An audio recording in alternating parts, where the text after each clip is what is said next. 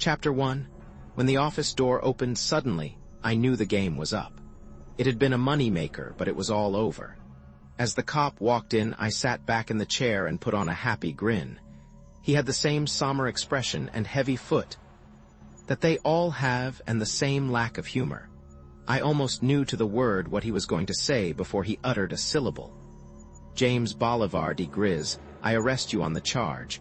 I was waiting for the word charge. I thought it made nice touch that way. As he said it, I pressed the button that set off the charge of black powder in the ceiling. The crossbeam buckled, and the 3-ton safe dropped through right on the top of the cop's head. He squashed very nicely. Thank you.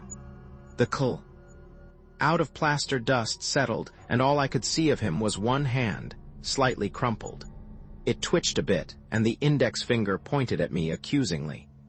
His voice was a little muffled by the safe and sounded a bit annoyed. In fact, he repeated himself a bit. On the charge of illegal entry, theft, forgery. He ran on like that for quite a while. It was an impressive list, but I had heard it all before.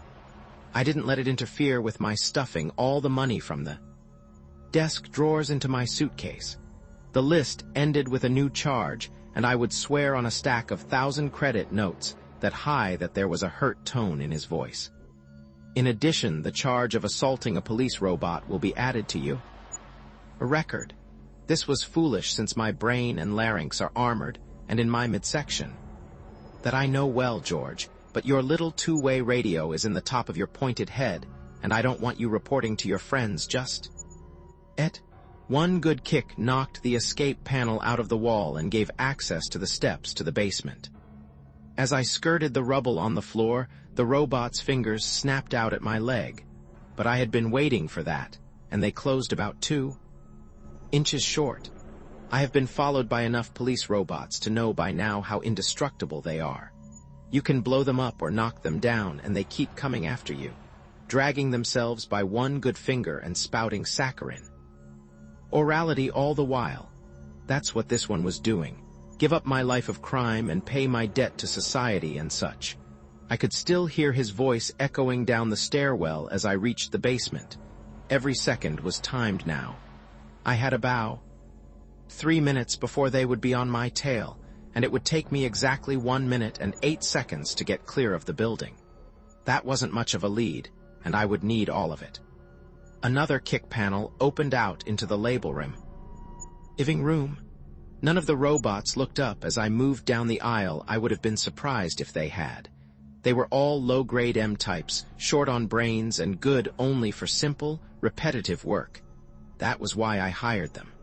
They hadn't curiosity as to why they were taking the labels off the filled cans of azote fruits, or what was at the other end of the moving belt that brought the cans through the wall. They didn't even look up when I unlocked the door that was never unlocked. That led through the wall. I left it open behind me as I had no more secrets now.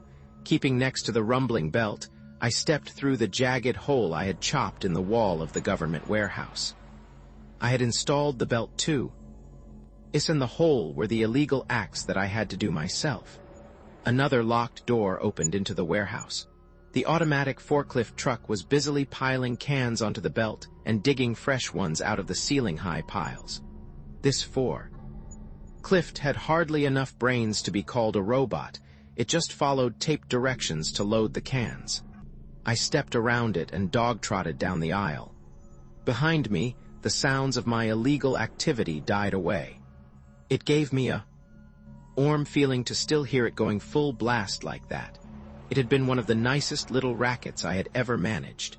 For a small capital outlay, I had rented the warehouse that backed on the government warehouse.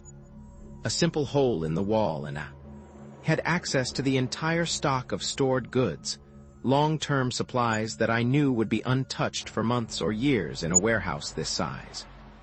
Untouched, that is, until I came along.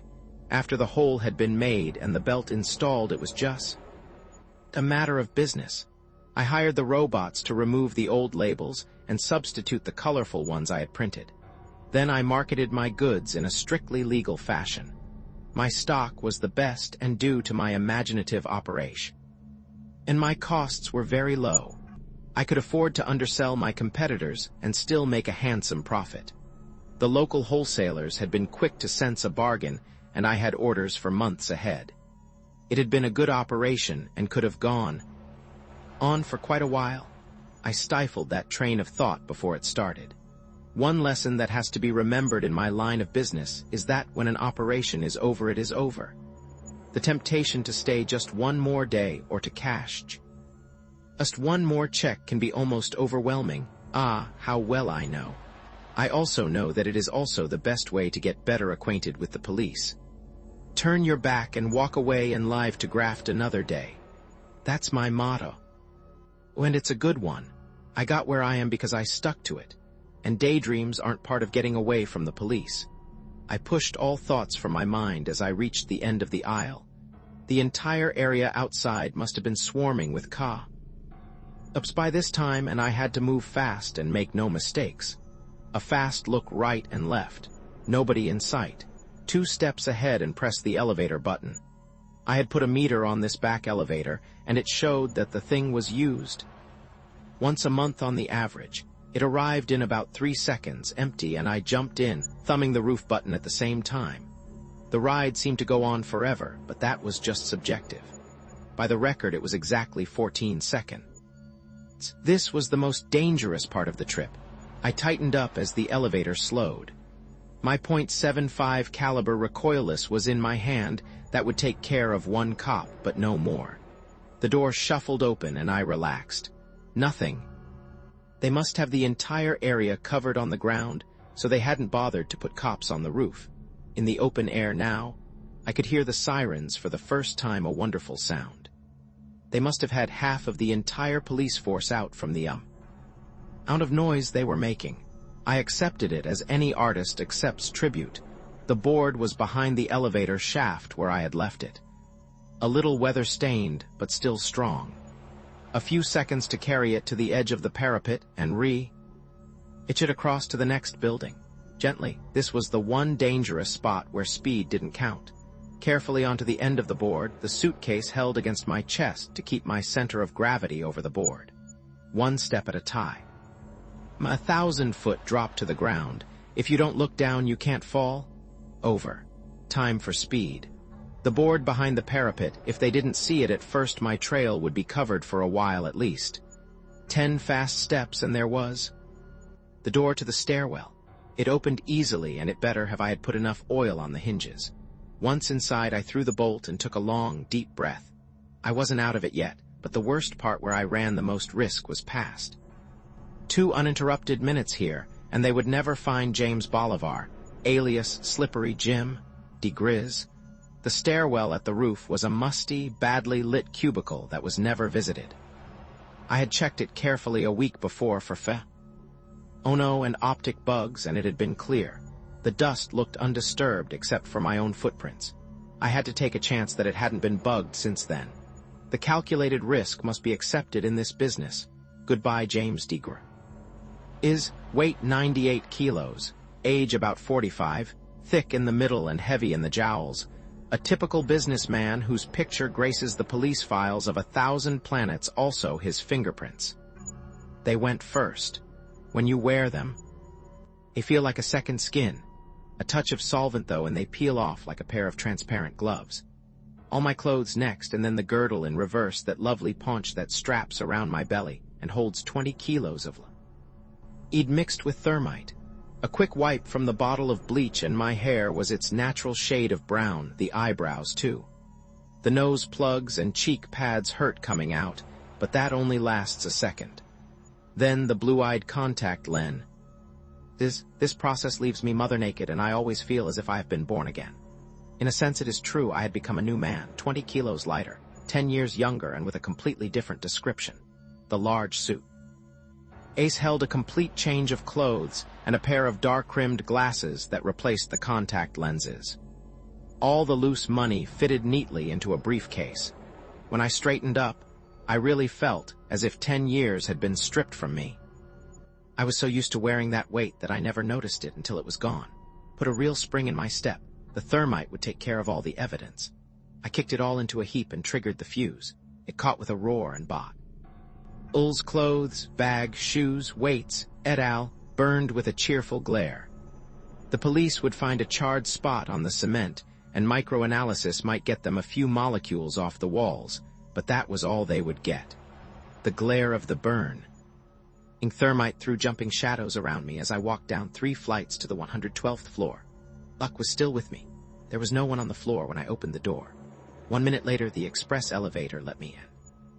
A handful of other business types out into the lobby. Only one door was open to the street, and a portable TV camera was trained on it. No attempt was being made to stop people from going in and out of the building. Most of them didn't even notice the camera and the little group of cops around it. I walked towards it at an even pace. Strong nerves count for a lot in this business. For one instant, I was square in the field of that cold glass eye. Then I was past. Nothing happened, so I knew I was clear. That camera must have fed directly to the main computer at police headquarters. If my description had been close enough to the one they had on file, those robots would have been notified, and I would have been pinned before I had taken a step. You can't outmove a computer-robot combination, not when they move and react in microseconds, but you can outthink them. I had done it again. A cab took me about 10 blocks away. I waited until it was out of sight, then took another one. It wasn't until I was in the 3rd cab that I felt safe enough to go to the space terminal. The sounds of sirens were growing fainter and fainter behind me, and only an occasional police car tore by in the opposite direction. They were sure making a big fuss over a little larceny, but that's the way it goes on these over-civilized worlds. Crime is such a rarity now that the police really get carried away when they run across some. In a way, I can't blame them. Giving out traffic tickets must be an awful dull job. I really believe they ought to thank me for putting a little excitement in their otherwise dull lives. Chapter 2. It was a nice ride to the spaceport, being located, of course, far out of town. I had time to lean back and watch the scenery and gather my thoughts, even time to be a little philosophical. For one thing, I could enjoy a good cigar again. I smoked only cigarettes in my other personality, and never violated that personality, even in strictest privacy. The cigars were still fresh in the pocket humidor where I had put them 6 months ago. I sucked a long mouthful and blew the smoke out at the flashing scenery. It was good to be off the job, just about as good as being on it. I could never make my mind up which period I enjoyed more. I guess they are both right at the time. My life is so different from that of the overwhelming majority of people in our society that I doubt if I could even explain it to them. They exist in a fat, rich union of worlds that have almost forgotten the meaning of the word crime. They are few malcontents and even fewer that are socially maladjusted. The few of these that are born, in spite of centuries of genetic control, are caught early and the aberration quickly adjusted. Some don't show their weakness until they are adults. They are the ones who try their hand at petty crime, burglary, shoplifting, or such. They get away with it for a week or two or a month or two, depending on the degree of their native intelligence. But sure as atomic decay and just as predestined, the police reach out and pull them in. That is almost the full extent of crime in our organized, dandified society. 99% of it, let's say. It is that last and vital 1% that keeps the police departments in business. That 1% is me and a handful of men scattered around the galaxy. Theoretically, we can't exist, and if we do exist, we can't operate, but we do. We are the rats in the wainscoting of society. We operate outside of their barriers and outside of their rules.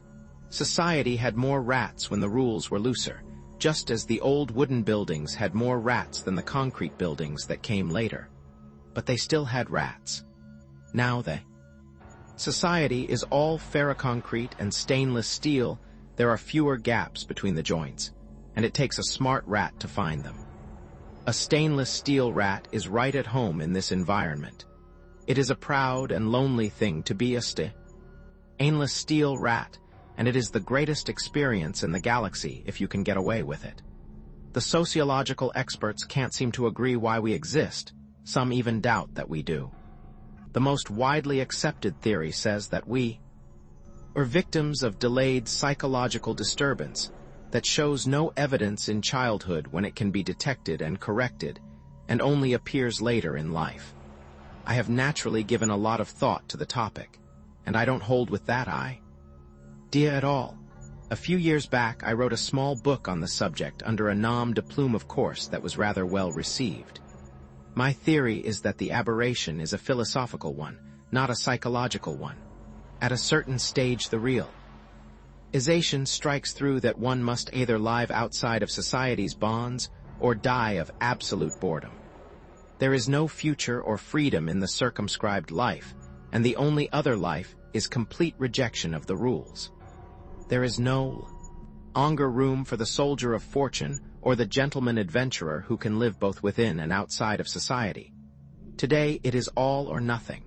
To save my own sanity, I chose the nothing. The cab just reached the spaceport as I hit on this negative line of thought, and I was glad to abandon it. Loneliness is the thing to fear in this business. That and self-pity can destroy you if they get the upper hand. Action has always helped me. The elation of danger and escape always clears my mind. When I paid the cab, I shortchanged the driver right under his nose, palming one of the credit notes in the act of handing it to him. He was blind as a riveted bulkhead. His gullibility had me humming with delight. A tip I gave him more than made up the loss, since I only do this sort of petty business to break the monotony. There was a robot clerk behind the ticket window. He had that extra third eye in the center of this forehead that meant a camera.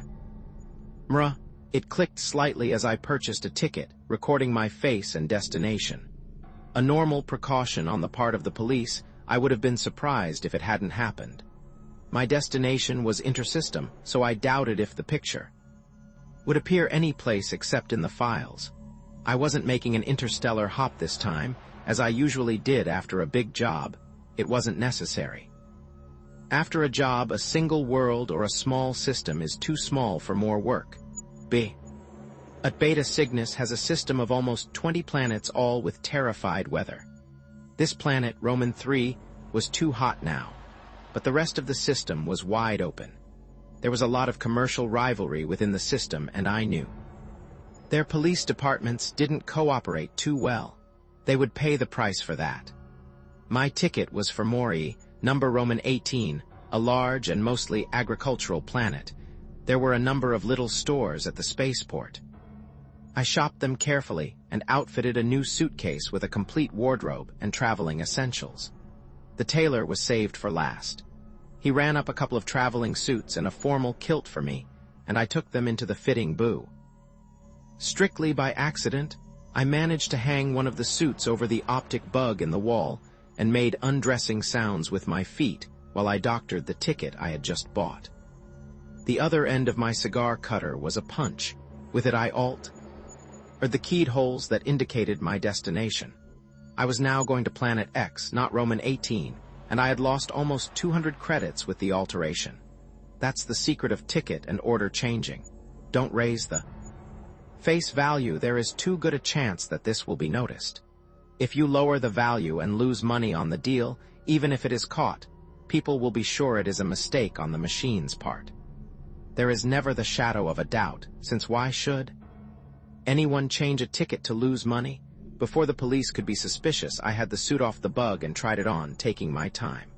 Almost everything was ready now. I had about an hour to kill before the ship left. I spent the time wisely by going to an automatic cleaner and having all my new clothes cleaned and pressed. Nothing interests a customs man more than a suitcase full of unworn clothes.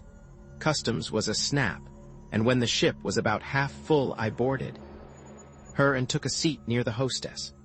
I flirted with her until she walked away, having classified me in the category of male, brash, annoying. An old girl who had the seat next to mine also had me filed in the same drawer, looking out of the window with obvious ice on her shoulder. I dozed off happily, since there is one thing better than not being noticed, and that is being noticed and filed into a category. Your description gets mixed up with every other guy in the file, and that is the end of it. When I woke up, we were almost to Planet X. I half dozed in the chair until we touched down, then smoked a cigar while my bag cleared customs. My locked briefcase of money raised no suspicions, since I had foresightedly forged papers 6 months ago with my occupation listed as bank messenger. Interplanet credit was almost non-existent in this system, so the customs men were used to seeing a lot of cash go back. And fourth, almost by habit, I confused the trail a little more and ended up in the large manufacturing city of Braug, over 1,000 kilometers from the point where I had landed, using an entirely new set of identification. Papers I registered at a quiet hotel in the suburbs. Usually after a big job like this, I rest up for a month or two. This was one time, though, I didn't feel like a rest. While I was making small purchases around town to rebuild the personality of James diGriz, I was also keeping my eyes open for new business opportunities. The very first day I was out, I saw what looked like a natural, and each day it looked better and better. One of the main reasons I have stayed out of the arms of the law for as long as I have is that I have never repeated myself. I have dreamed up some of the sweetest little rackets, run them off once, then stayed away from them forever after. About the only thing they had in common was the fact that they all made money. About the only thing I hadn't hit to date was out-and-out armed robbery. It was time for a change, and it looked like that was it. While I was rebuilding the paunchy personality of Slipper Jim, I was making plans for the operation. Just about the time the fingerprint gloves were ready, the entire business was planned. It was simple, like all good operations should be.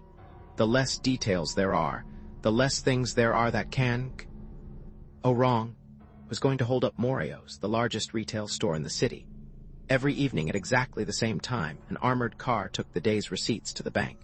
It was a tempting prize, a gigantic sum in untraceables. All bills. The only real problem, as far as I was concerned, was how one man could handle the sheer bulk and weight of all that money. When I had an answer to that, the entire operation was ready. All the preparations were, of course, made up. Only in my mind, until the personality of James diGriz was again ready. The day I slipped that weighted belly back on, I felt I was back in uniform. I lit my first cigarette almost with satisfaction, then went to work. A day or two for some purchases and a few simple thefts, and I was ready. I scheduled the following afternoon for the job. A large tractor truck that I had bought was the key to the operation, along with some necessary alterations I had made to the interior. I parked the truck in an L-shaped alley about a half-mile from Morio's.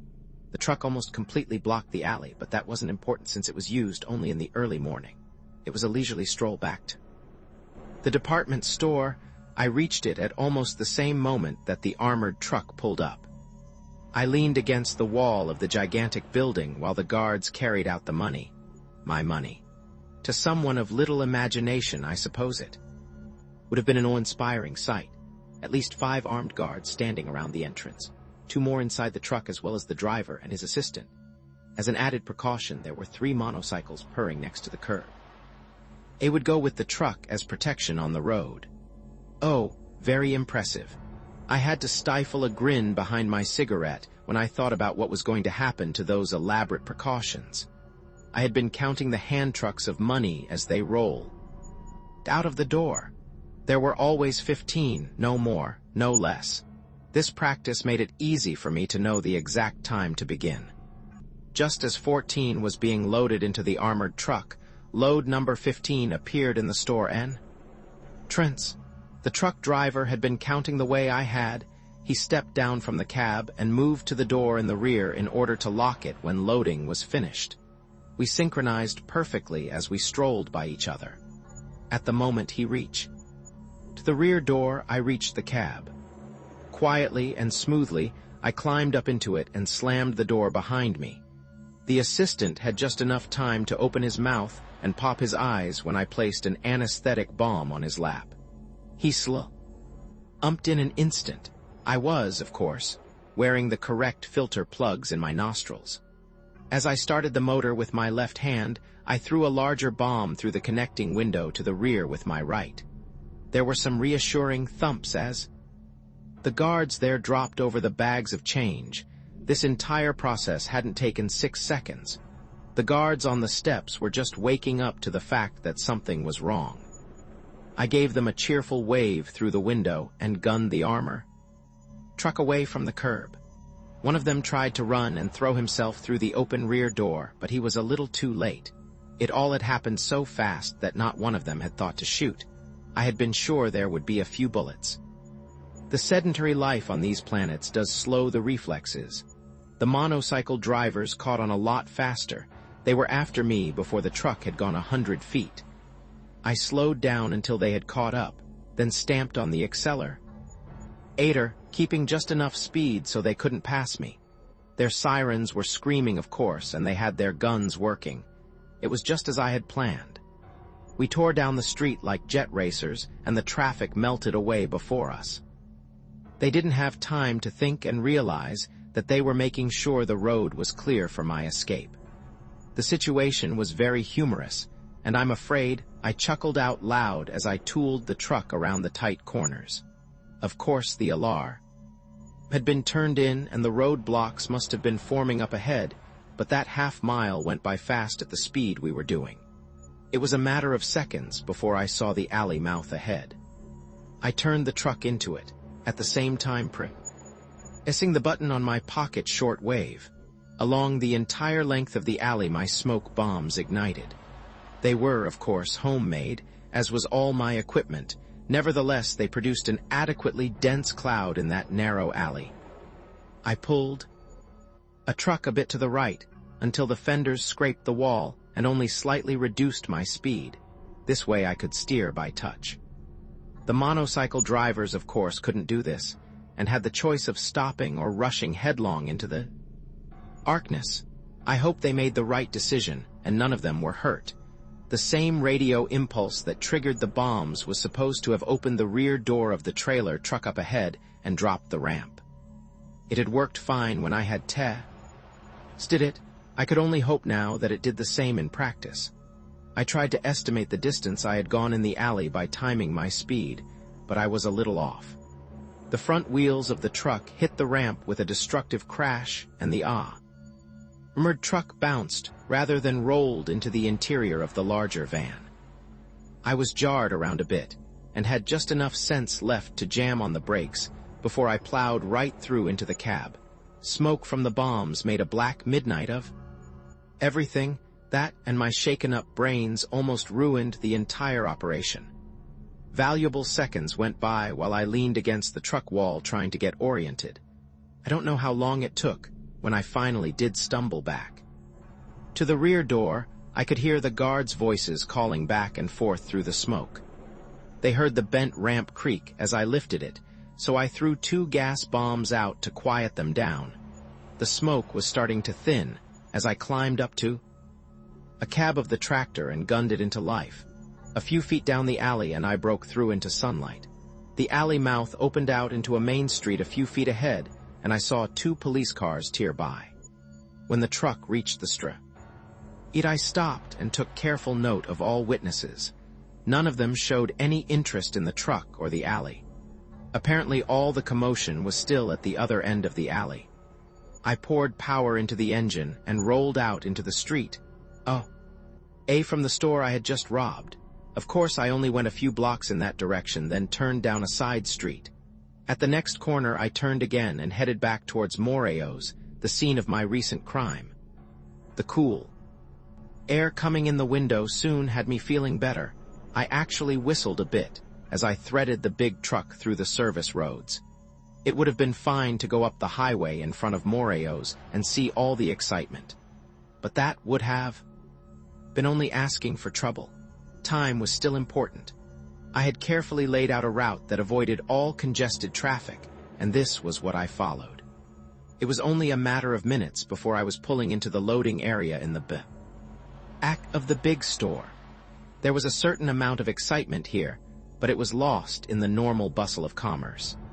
Here and there, a knot of truck drivers or shipping foremen were exchanging views on the robbery, since robots don't gossip. The normal work was going on.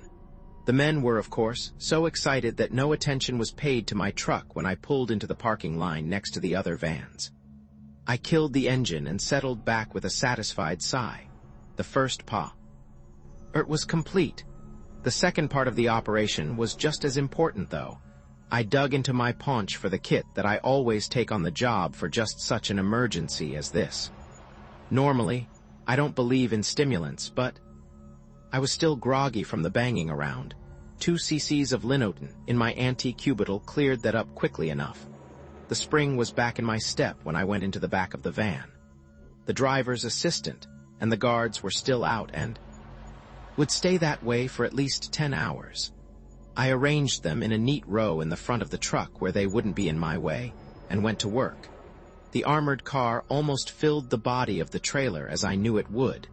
Therefore I had fastened the boxes to the walls. They were fine, strong shipping boxes with Morios printed all over them. It had been a minor theft from their warehouse that should go unnoticed. I pulled the boxes down and folded them for packing. I was soon sweating and had to take my shirt off as I packed the money bundles into the boxes. It took almost 2 hours to stuff and seal the boxes with tape. Every 10 minutes or so, I would check through the peephole in the door. Only the normal activities were going on. The police undoubtedly had the entire town sealed and were tearing it apart building by building looking for the truck. I was fairly sure that the last place they would think of looking was the rear of the robbed store. The warehouse that had provided the boxes had also provided a supply of shipping forms. I fixed one of these on each box, addressed to different pickup addresses and marked paid, of course, and was ready to finish the operation. It was almost dark. At this time, however, I knew that the shipping department would be busy most of the night. The engine caught on the first revolution, and I pulled out of the parking rank and backed slowly up to the platform.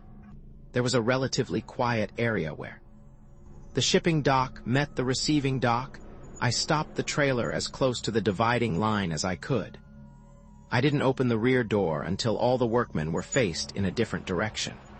Even the stupidest of them would have been interested in why a truck was unloading the firm's own boxes. As I piled them up on the platform, I threw a tarp over them. It only took a few minutes. Only when the truck gates were closed and locked did I pull off the tarp and sit down in the boxes for a smoke. It wasn't a long wait. Before the cigarette was finished, a robot from the shipping department passed close enough for me to call him. Over there. The M19 that was loading these burned out a brake band, you better see that they're taken care of. His eyes glowed with the light of duty. Some of these higher M-types take their job very seriously. I had to step back quickly as the forklifts and M-trucks appeared out of the doors behind me. There was a scurry of loading and sorting, and my haul vanished down the platform. I lighted another cigarette and watched for a while as the boxes were coded and stamped and loaded on the outgoing trucks and local belts. All that was left for me now was the disposing of the truck on some side street and changing personalities. As I was getting into the truck, I realized for the first time that something was wrong. I, of course, had been keeping an eye on the gate, but not watching it closely enough. Trucks had been going in and out. Now the realization hit me like a hammer blow over the solar plexus. They were the same trucks going both ways. A large, red cross-country job was just pulling out. I heard the echo of its exhaust roar down the street, then die away to an idling grumble. When it roared up again, it didn't go away. Instead, the truck came in through the second gate. There were police cars waiting outside that wall, waiting for me. Chapter 3. For the first time in my career, I felt the sharp fear of the hunted man. This was the first time I had ever had the police on my trail when I wasn't expecting them. The money was lost, that much was certain, but I was no longer concerned with that. It was me they were after now. Think first, then act. I was safe enough for the moment. They were, of course, moving in on me, going slowly as they had no idea of where I was in the giant loading yard. How had they found me? That was the important point. The local police are used to an almost crimeless world. They couldn't have found my trail this quickly. In fact, I hadn't left a trail. Whoever had set the trap here had done it with logic and reason. Unbidden, the words jumped into my mind. The Special Corps. Nothing was ever printed about it, only 1,000 whispered words heard on 1,000 worlds around the galaxy. The Special Corps, the branch of the League that took care of the troubles that individual planets couldn't solve. The Corps was supposed to have finished off the remnants of Haskell's raiders after the peace, of putting the illegal T and Z traders out of business, of finally catching in Skip. And now they were after me. They were out there waiting for me to make a break. They were thinking of all the ways out just as I was, and they were blocking them. I had to think fast and I had to think right. Only 2 ways out. Through the gates or through the store. The gates were too well covered to make a break. In the store there would be other exits.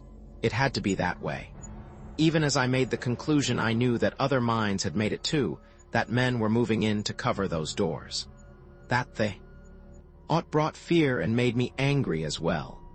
The very idea that someone could outthink me was odious. They could try all right, but I would give them a run for their money. I still had a few tricks left. First, a little misdirection. I did the truck, left it in low gear and aimed it at the gate.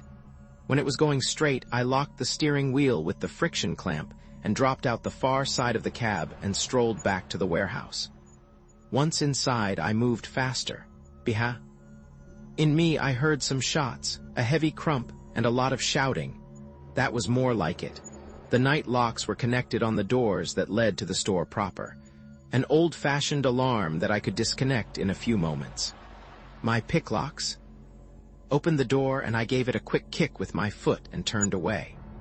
There were no alarm bells, but I knew that somewhere in the building an indicator showed that the door was opened. As fast as I could run, I went to the last door on the opposite side of the building. This time I made sure the alarm was disconnected before I went through the door. I locked it behind me. It is the hardest job in the world to run and be quiet at the same time. My lungs were burning before I reached the employee's entrance.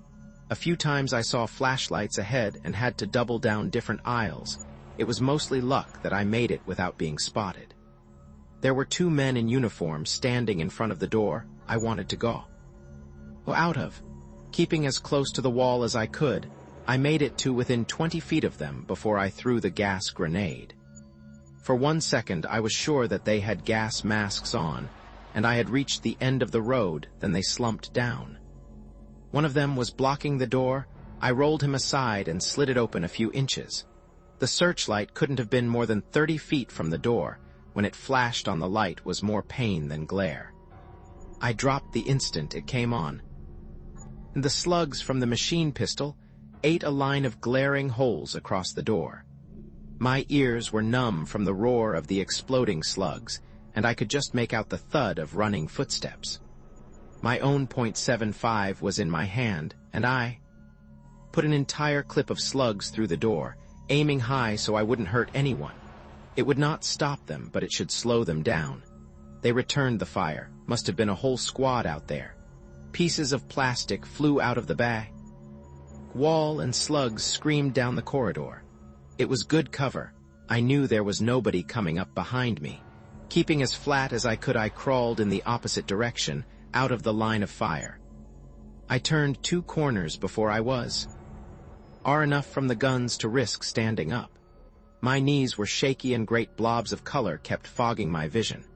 The searchlight had done a good job. I could barely see it all in the dim light. I kept moving slowly, trying to get as far or away from the gunfire as possible. The squad outside had fired as soon as I had opened the door. That meant standing orders to shoot at anyone who tried to leave the building. A nice trap. The cops inside would keep looking until they found me. If I tried to leave, I would be blasted. I was beginning to feel very much like a trapped rat. Every light in the store came on and I stopped, frozen. I was near the wall of a large farm goods showroom. Across the room from me were 3 soldiers. We spotted each other at the same time. I dived for the door with bullets slapping all around me. The military was in it too. They sure must have wanted me bad. A bank of elevators was on the other side of the door, and stairs leading up. I hit the elevator in one bounce and punched the sub-basement button and just got out ahead of the closing doors. The stairs were back towards the approaching soldiers. I felt like I was running right into their gun. I must have made the turn into the stairs a split second ahead of their arrival. Up the stairs and around the first landing before they were even with the bottom. Luck was still on my side. They hadn't seen me and were sure I had gone down. I sagged against the wall, listening to the shouts and whistle blowing as they turned the hunt towards the basement. There was one smart one in the bunch. While the others were all following the phony trail, I heard him start slowly up the stairs. I didn't have any gas grenades left. All I could do was climb up ahead of him, trying to do it without making a sound. He came on slowly and steadily, and I stayed ahead of him. We went up 4 flights that way, me in my stockinged feet with my shoes around my neck, his heavy boots behind me making a dull rasping on the metal stairs. As I started up the 5th flight, I stopped, my foot halfway up a step. Someone else was coming down, someone wearing the same kind of military boots. I found the door to the hall, opened it behind me, and slipped through. There was a long hall in front of me lined with offices of some kind. I began to run the length of it, trying to reach a turning before the door behind me could open, and those exploding slugs tear me in half. The hall seemed endless, and I suddenly realized I would never reach the end in time. I was a rat looking for a hole, and there was none. The doors were locked, all of them. I tried each as I came to it, knowing I would never make it. That stairwell door was opening behind me, and the gun was coming up. I didn't dare turn and look, but I could feel it. When the door opened under my hand, I fell through Buffy. Or I realized what had happened. I locked it behind me and leaned against it in the darkness, panting like a spent animal. Then the light came on, and I saw the man sitting behind the desk, smiling at me.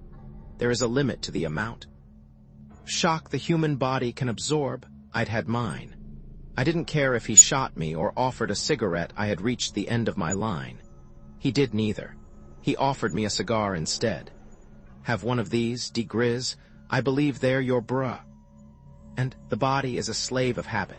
Even with death a few inches away, it will respond to established custom.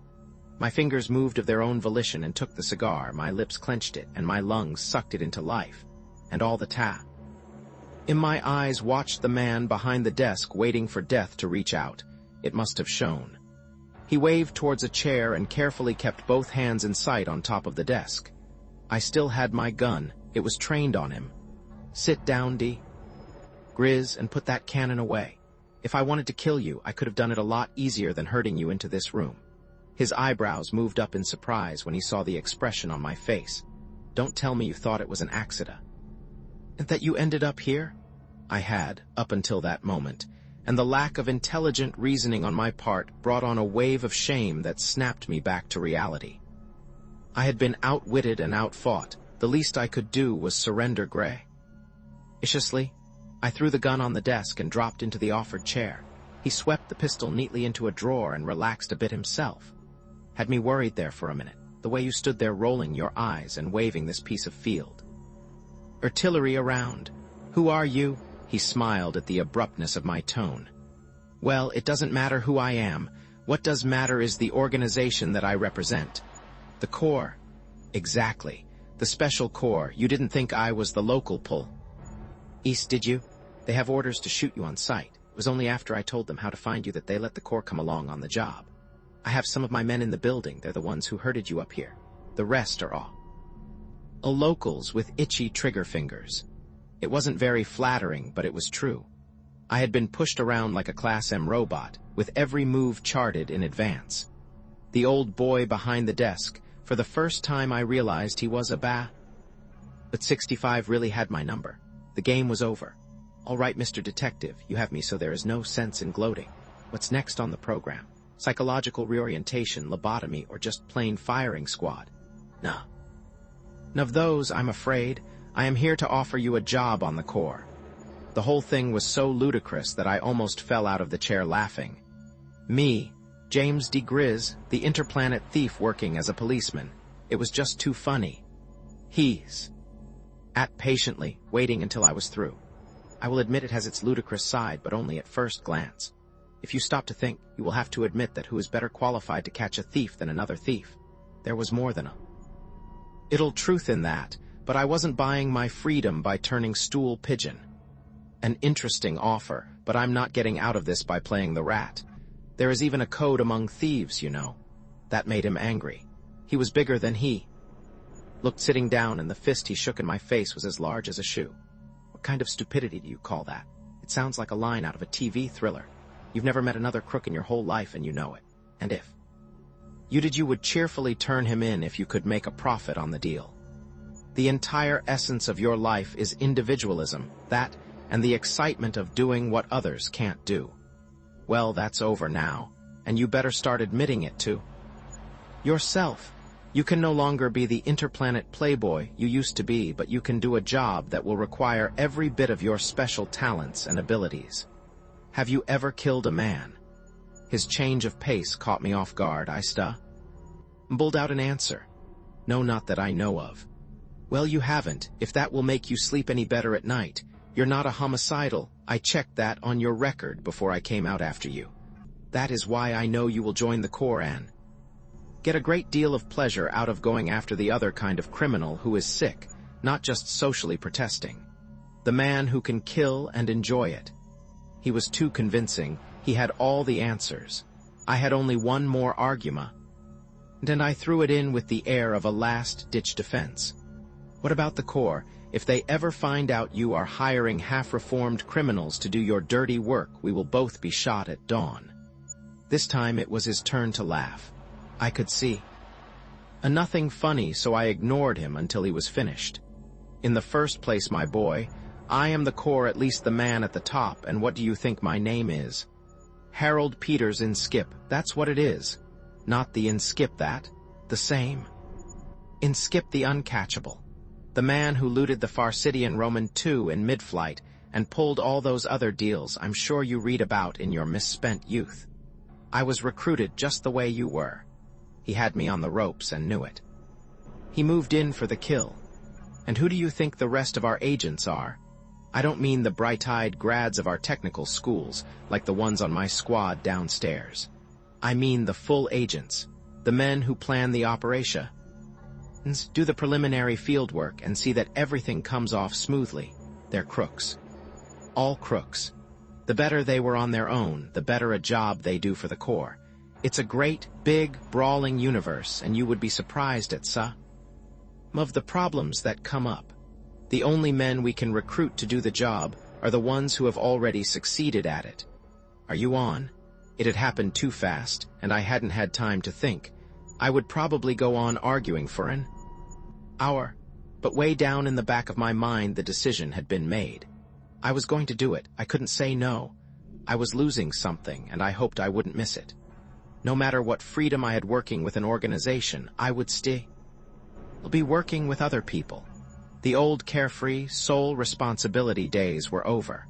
I was joining the ranks of society again. There was the beginning of a warm feeling at the thought. It would at least be the end of loneliness.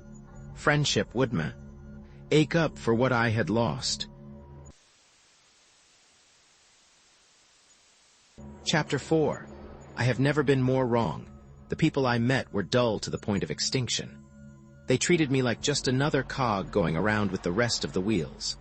I was coggy all right, and kept wondering how I had ever gotten into this mess. Not really wondering, since the memory was still quite vivid. I was carried along with the rest of the gears, their teeth sunk into mine. We ended up on a planetoid, that much was obvious. But I hadn't the dimmest idea of what planets we were near, or even what solar system we were in. Everything was highly secret and hush-hush, as this place was obviously the super-secret headquarters and main base of the Corps School, too. This part I liked. It was the only thing that kept me from cracking out. Dull as the cubes were who taught the courses, the material was something I could really sink my teeth into and shake. I began to see how crude my operations had been. With the gadgetry and techniques soaked up, I could be 10 times the crook I had been before. Pushing the thought firmly away helped for a while, but it had a way of sneaking back and whispering nastily in my ear during periods of depression and gloom. Things went from dull to Ed. Half my time was spent working at the files, learning about the numberless successes and few failures of the Corps. I contemplated cracking out, yet at the same time couldn't help but wonder if this wasn't part of a testing period. See if I had enough stick-to-itiveness to last. I swallowed my temper, muffled my yawns, and took a careful look around. If I couldn't crack out, I could crack in. There had to be something I could do to terminate this term of penal servitude. It wasn't easy, but I found it. By the time I tracked everything down, it was well into sleep period. But that was all right. In some ways, it even made it more interesting. When it comes to picking locks and cracking safes, I admit to. No master. The door to Skip's private quarters had an old-fashioned tumbler drum that was easier to pick than my teeth. I must have gone through that door without breaking step. Quiet as I was, though, Skip still heard me. The light came on, and there he was sitting up in bed, pointing a .75 caliber recoilless at my sternum. "You should have more brains than that, diGriz," he snarled. "Creeping into my room at night, you could have been shot." "No, I couldn't," I told her. As he stowed the cannon back under his pillow. "A man with a curiosity bump as big as yours will always talk first and shoot later. And besides, none of this pussyfooting around in the dark would be necessary if your screen was open, Anne. I could have got a call through." Skip yawned and poured himself a glass of water from the dispenser unit above the bed. "Just because I head the Special Corps doesn't mean that I am the Special Corps," he said moistly while he drained the glove. "I have to sleep sometime. My screen is open only for emergency calls, not for every agent who needs his hand held." "Meaning I am in the hand-holding category?" I asked with as much sweetness as I could. "Put yourself in it." "Ni category you damn well please," he grumbled as he slumped down in the bed. "And also put yourself out into the hall and see me tomorrow during working hours." He was at my mercy, really. He wanted sleep so much, and he was going to be wide awake so very soon. "Do you know what this is?" I asked him, poking a large, glossy pick under his long, broken nose. One eye opened slowly. "Big warship of some kind, looks like Empire lines. Now for the last—" "I'm go away," he said. "A very good guess for this late at night," I told him cheerily. "It is a late Empire battleship of the Warlord class. Undoubtedly, one of the most truly efficient engines of destruction ever manufactured. Over a half-mile of defensive screens and armament that could probably turn any fleet existent today into fine radioactive ash. Except for the fact that the last one was broken up for scrap over 1,000 years ago," he mumbled. I leaned over and put my lips close to his ear, so there would be no chance of misunderstanding, speaking softly but clearly. True, I said. "But wouldn't you be just a little bit interested if I was to tell you that one is being built today?" Oh, it was beautiful to watch. The covers went one way and Skip went the other. In a single unfolding, concerted motion, he left the horizontal and recumbent and stood tensely vertical against the wall, examining the ick of the battleship under the light. He apparently did not believe in pajama bottoms, and it hurt me to see the goosebumps rising on those thin shanks. But if the legs were thin, the voice was more than full enough to make up for the difference. "Talk, blast you diGriz, talk," he roared. "What is this nonsense about a battleship? Who's building it?" I had my nail file out and was touching up a cuticle, holding it out for inspection before I said anything. From the corner of my eye I could see him getting purple about the face, but he kept quiet. I savored my small moment of power. "Put diGriz in charge of the record room for a while," you said. "That way he can learn the ropes. Burrowing around in censure. Re-old, dusty files will be just the thing for a free spirit like Slippery Jim diGriz. Teach him discipline. Show him what the Corps stands for. At the same time, it will get the records in shape. They have been needing reorganization for quite a while." Skip opened his mouth, made a choking noise, then closed it. He undoubtedly realized that any interruption would only lengthen my explanation, not shorten it. I smiled and nodded at his decision, then continued. "So, You thought you had me safely out of the way, breaking my spirit under the guise of giving me a little background in the core activities. In this sense, your plan failed. Something else happened instead. I nosed through the files and found them most interesting, particularly the C&M setup, the categorizer, and memory. That building full of machinery that takes in and digests news and reports from all the planets in the galaxy, indexes it to every category it can possibly relay, then files it. Great machine to work with. I had it digging out spaceship info for me, something I have always been interested in. You should be, Skip interrupted rudely. You've stolen enough of them in your time. I gave him a hurt look and went on slowly. I won't bore you with all the details since you seem impatient, but eventually I turned up this plan. He had it out of my fingers before it cleared my wallet. What are you getting at? He mumbled as he ran his eyes over the blueprints. This is an ordinary heavy cargo and passenger job. It's no more a warlord battleship than I am. It is hard to curl your lips with contempt and talk at the same time, but I succeeded. Of course. You don't expect them to file warship plans with the League Registry, do you? But, as I said, I know more than a little bit about ships. It seemed to me this thing was just too big for the use intended. Enough old ships are fuel. Wasters, you don't have to build new ones to do that. This started me thinking, and I punched for a complete list of ships that size that had been constructed in the past. You can imagine my surprise when, after 3 minutes of groaning, the E&M only produced 6.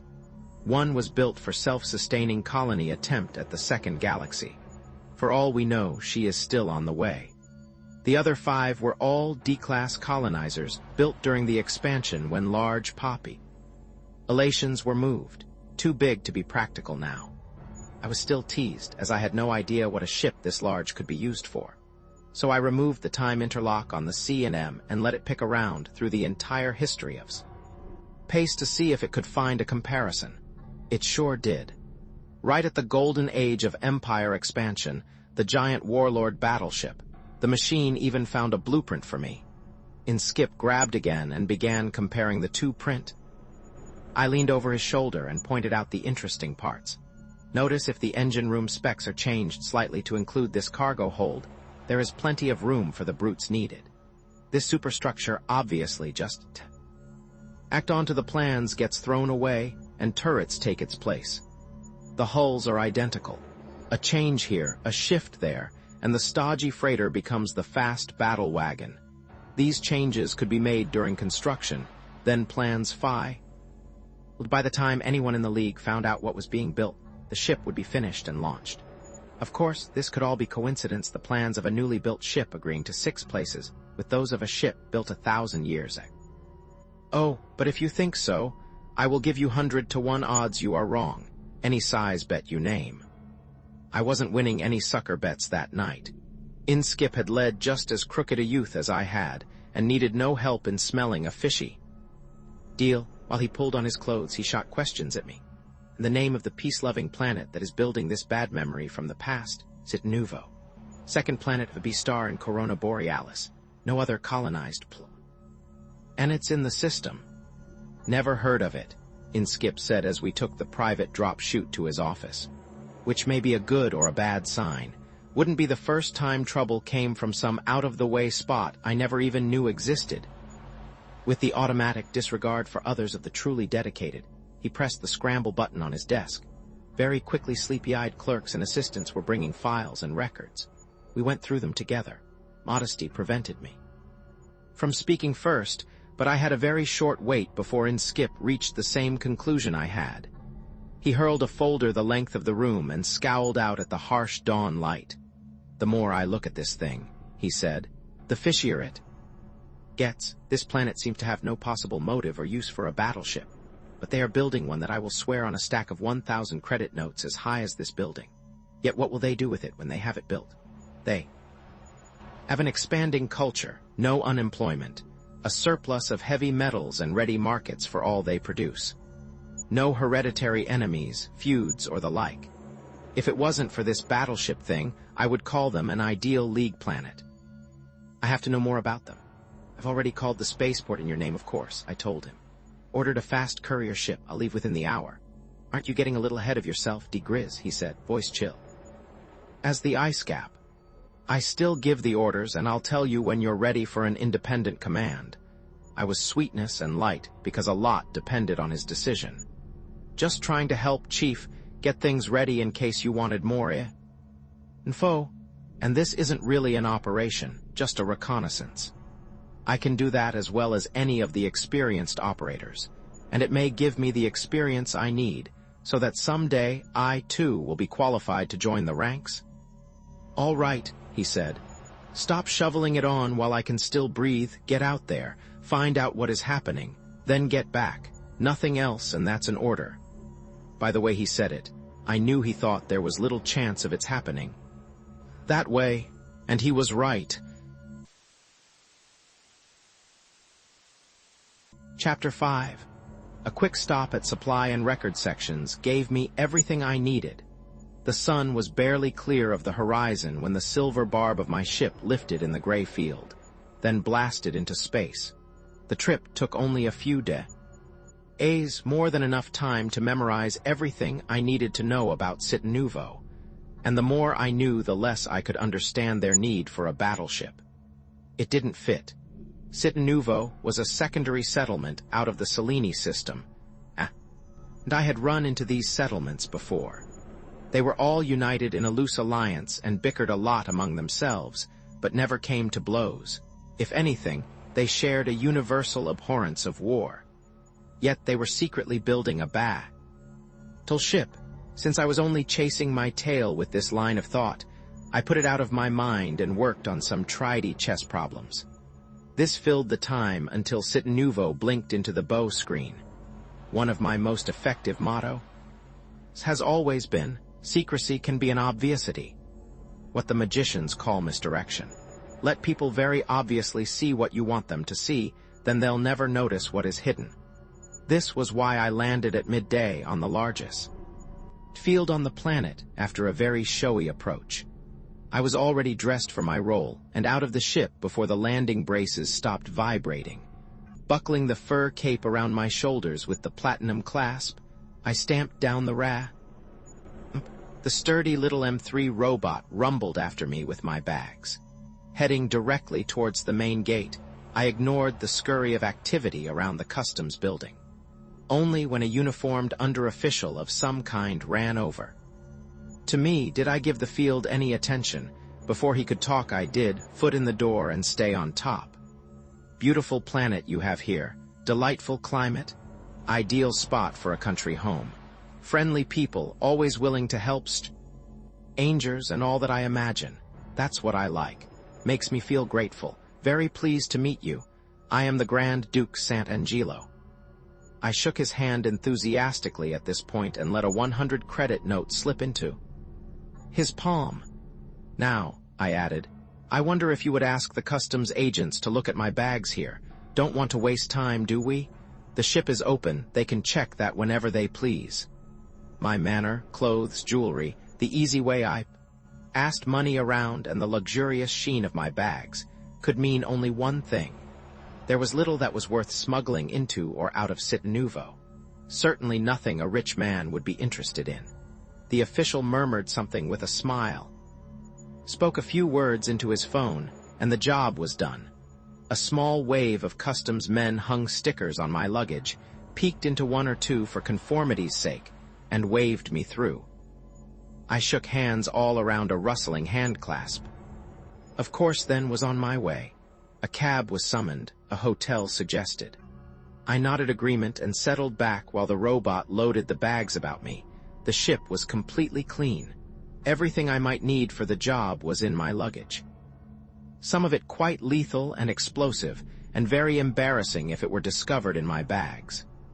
In the safety of my hotel suite, I made a change of clothes and personality. After the robot had checked the rooms for bugs. And very nice gadgets too, these core robots. It looked and acted like a moron M3 all the time. It was anything but. The brain was as good as any other robot brain I have known, plus the fact that the chunky body was crammed with devices and machines of varying use. It chugged slowly around the room, moving my bags and laying out my kit, and all the time following a careful route that covered every inch of the suite. When it had finished, it stopped and called the all clear. All r. Checked. Results negative except for one optic bug in that wall. Should you be pointing like that? I asked the robot. Might make people suspicious, you know? Impossible, the robot said with mechanical surety. I brushed again. And it is now unserviceable. With this assurance, I pulled off my flashy clothes and slipped into the midnight black dress uniform of an admiral in the League Grand Fleet. It came complete with decorations, gold bullion, and all the necessary documents. I thought it a little showy myself, but it was just the thing to make the right impression on Sit Nouveau. Like many other planets, this one was uniform conscious. Delivery boys, street cleaners, clerks all had to have characteristic uniforms. Much prestige attached to them, and my black dress outfit should rate as high as any uniform in the galaxy. A long cloak would conceal the uniform while I left the hotel, but the gold-encrusted helmet and a briefcase of papers were a problem. I had never explored all the possibilities of the pseudo-M3 robot. Perhaps it could be of help. You there, short and chunky, I called. Do you have any concealed compartments or roars built into your steel hide? If so, let's see.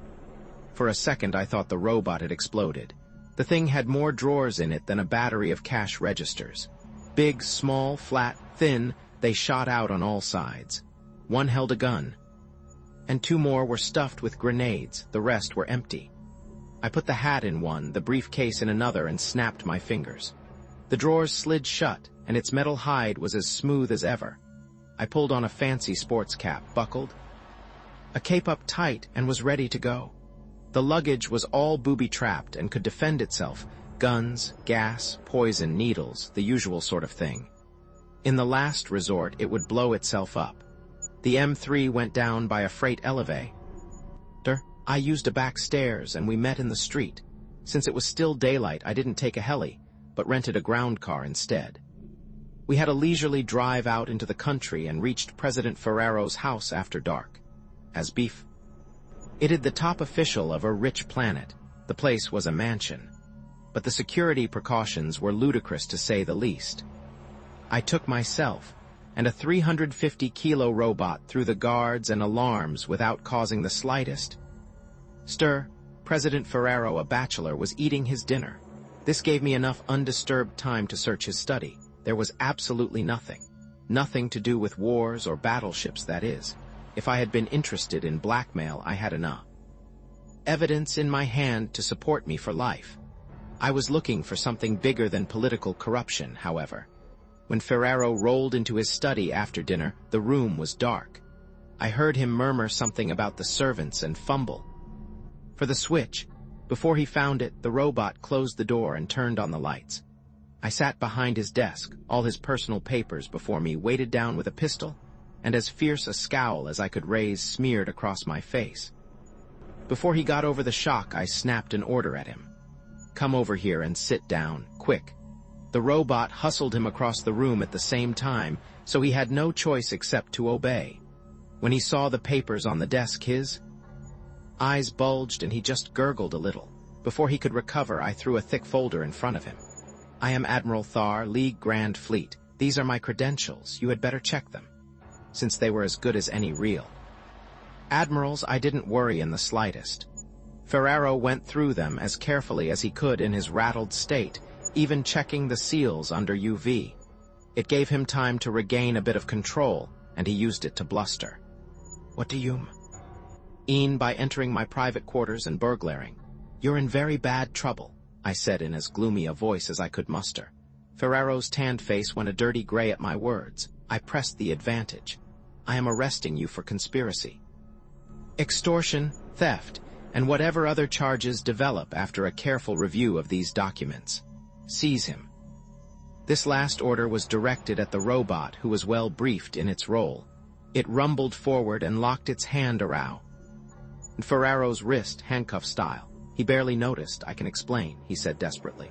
Everything can be explained. There is no need to make such charges. I don't know what papers you have there, so I wouldn't attempt to say they are all forgeries. I have many enemies, you know. If the League knew the difficulties faced on a backward planet like this, that will be entirely enough, I snapped, cutting him off with a wave of my hand. All those questions will be answered by a court at the proper time. There is only one question I want an answer to now. Why are you building that battleship? The man was a great actor. His eyes opened wide, his jaw dropped. He sank back into the chair as if he had been tapped lightly with a hammer. When he managed to speak, the words were completely unnecessary. He had already registered every evidence of injured innocence. What battleship? He gasped. The Warlord-class battleship that is being built at the Senarantaw? Le Space Yards, disguised behind these blueprints. I threw them across the desk to him and pointed to the one corner. Those are your initials there, authorizing construction. Ferrero still had the baffled act going as he fumbled with papers, examined the initials and such. I gave him plenty of time. He finally put them down, shaking his head. I know nothing about any battleship. These are the plans for a new cargo liner. Those are my initials. I recall putting them there. I phrased my question carefully, as I had him right where I wanted him now.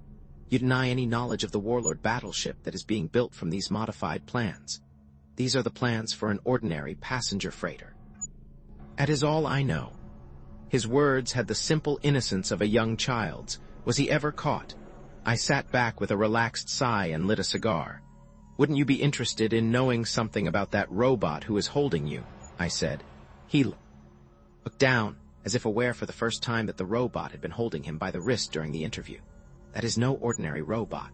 It has a number of interesting devices built into its fingertips. Thermocouples, galvanometers. Ings like that. While you talked, it registered your skin temperature, blood pressure, amount of perspiration, and such. In other words, it is an efficient and fast working lie detector. We will now hear all about your lies. Ferrero pulled away from the robot's hand as if it had been a poisonous snake. I blew a relaxed smoke ring. Report, I said to the robot. Has this man told any lies? Many, the robot said. Exactly 74% of all statements he made are false. Very good, I nodded, throwing the last lock on my trap. That means he knows all about this battleship. The subject has no knowledge of the battleship, the robot said coldly. All of his statements concerning the construction and of this ship were true. Now it was my turn for the gaping and eye-popping act while Ferrero pulled himself together. He had no idea I wasn't interested in his other hanky-panky, but could tell I had had a low blow. It took an effort, but I managed to get my mind back into gear and consider the evidence. If President Ferrero didn't know about the battleship, he must have been taken in by the cover-up job. But if he wasn't responsible, who was? Some militaristic club. That meant to overthrow him and take power. I didn't know enough about the planet, so I enlisted Ferrero on my side. This was easy even without the threat of exposure of the documents I had found in his files. Using their disclosure as a prod, I could have made him jump through hoops. It wasn't necessary. As soon as I showed him the different blueprints and explained the possibilities, he understood. If anything, he was more eager than I was to find out who was using his administration as a cat's paw. By silent agreement, the documents were forgotten. We agreed that the next logical step would be the Senarantola Space Yards. He had some idea of sniffing around quietly first, trying to get a line to his political opponents. I gave him to understand that the League, and the League Navy in particular, wanted to stop the construction of the battleship. After that, he could play his politics. With this point understood, he called his KR and squadron of guards, and we made a parade to the shipyards. It was a 4-hour drive, and we made plans on the way down. The space yard manager was named Rocca, and he was happily asleep when we arrived. But not for long. The parade of uniforms and guns in the middle of the night had him frightened into a state where he could hardly walk. I imagine he was as full of petty larceny as Ferrero. No innocent man could have looked so terror-stricken. Taking advantage of the situation, I latched my motorized lie detector onto him and began snapping the questions. Even before I had all the answers, I began to get the drift of things. They were a little frightening, too. The manager of the space yard that was building the ship had no idea of its true nature. Anyone with less self-esteem than myself, or who had led a more honest early life, might have doubted his own reasoning at that moment. I didn't. The ship on the ways still resembled a warship to 6 places, and knowing human nature the way I do, that was too much of a coincidence to expect. Occam's razor always points the way. If there are 2 choices to take the simpler. In this case I chose the natural, acquisitive instinct of man as opposed to blind chance and accident. Nevertheless, I put the theory to the test. Looking over the original blueprints again, the big superstructure hit my eye. In order to turn the ship into a warship that will have to be one of the first things to go. Raka, I barked, in what I hoped was authentic old space dog manner. Look at these plans at this space-going front porch here.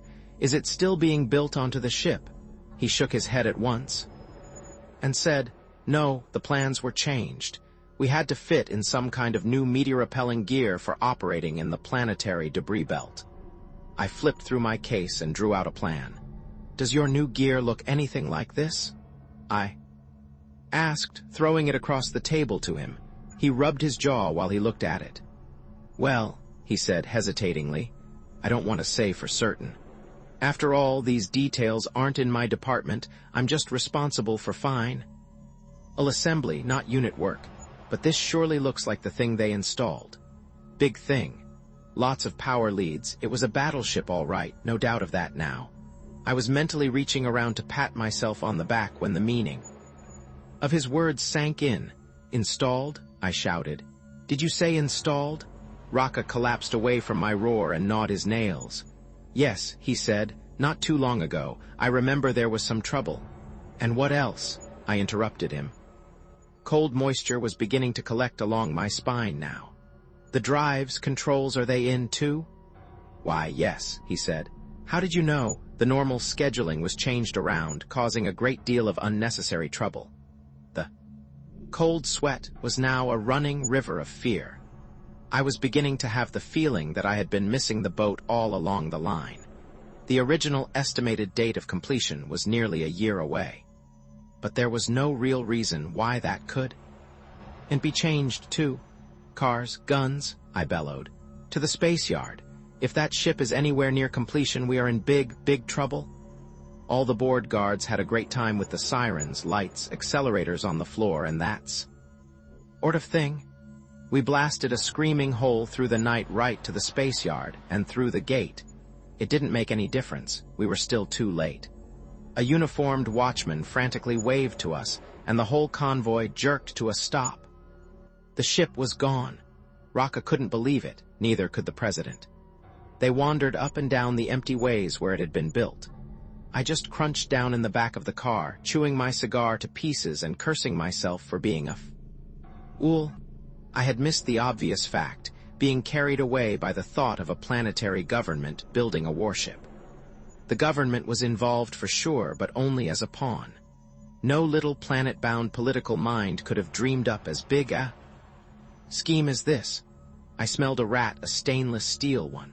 Someone who operated the way I had done before my conversion. Now that the rodent was well out of the bag, I knew just where to look, and had a pretty good idea of what I would find. Raka, the space yard manager, had staggered back and was pulling at his hair, cursing and crying at the same time. President Ferrero had his gun out and was staring at it grimly. It was hard to tell if he was thinking of murder or suicide. I didn't care which. All he had to worry about was the next election, when the voters and the political competition would carve him up for losing the ship. My troubles were a little bigger. I had to find the battleship before it blasted. It's way across the galaxy. Raka, I shouted. Get into the car. I want to see your records, all of your records, and I want to see them right now. He climbed wearily in and had directed the driver before he fully realized what was happening. Blinking at the sickly light of dawn brought him slowly back to reality. But Admiral, the hour, everyone will be asleep. I just growled, but it was enough. Raka caught the idea from my expression and grabbed the car phone. If his doors were open when we got there. Normally, I curse the paper tangles of bureaucracy, but this was one time when I blessed them all. These people had it down to a fine science. Not a rivet fell, but that its fall was noted in duplicate, and later followed up with a memo, rivet, wastage, query. The facts I needed were all neatly tucked away in their paper catacombs. All I had to do was sniff them out. I didn't try to look for first causes. This would have taken too long. Instead, I concentrated my attention on the recent modifications, like the gun turret, that would quickly give me a trail to the guilty parties. Once the clerks understood what I had in mind, they hurled themselves into their work, urged on by the fires of patriotism and the burning voices of their superiors. All I had to do was suggest a line of search, and the relevant documents would begin appearing at once.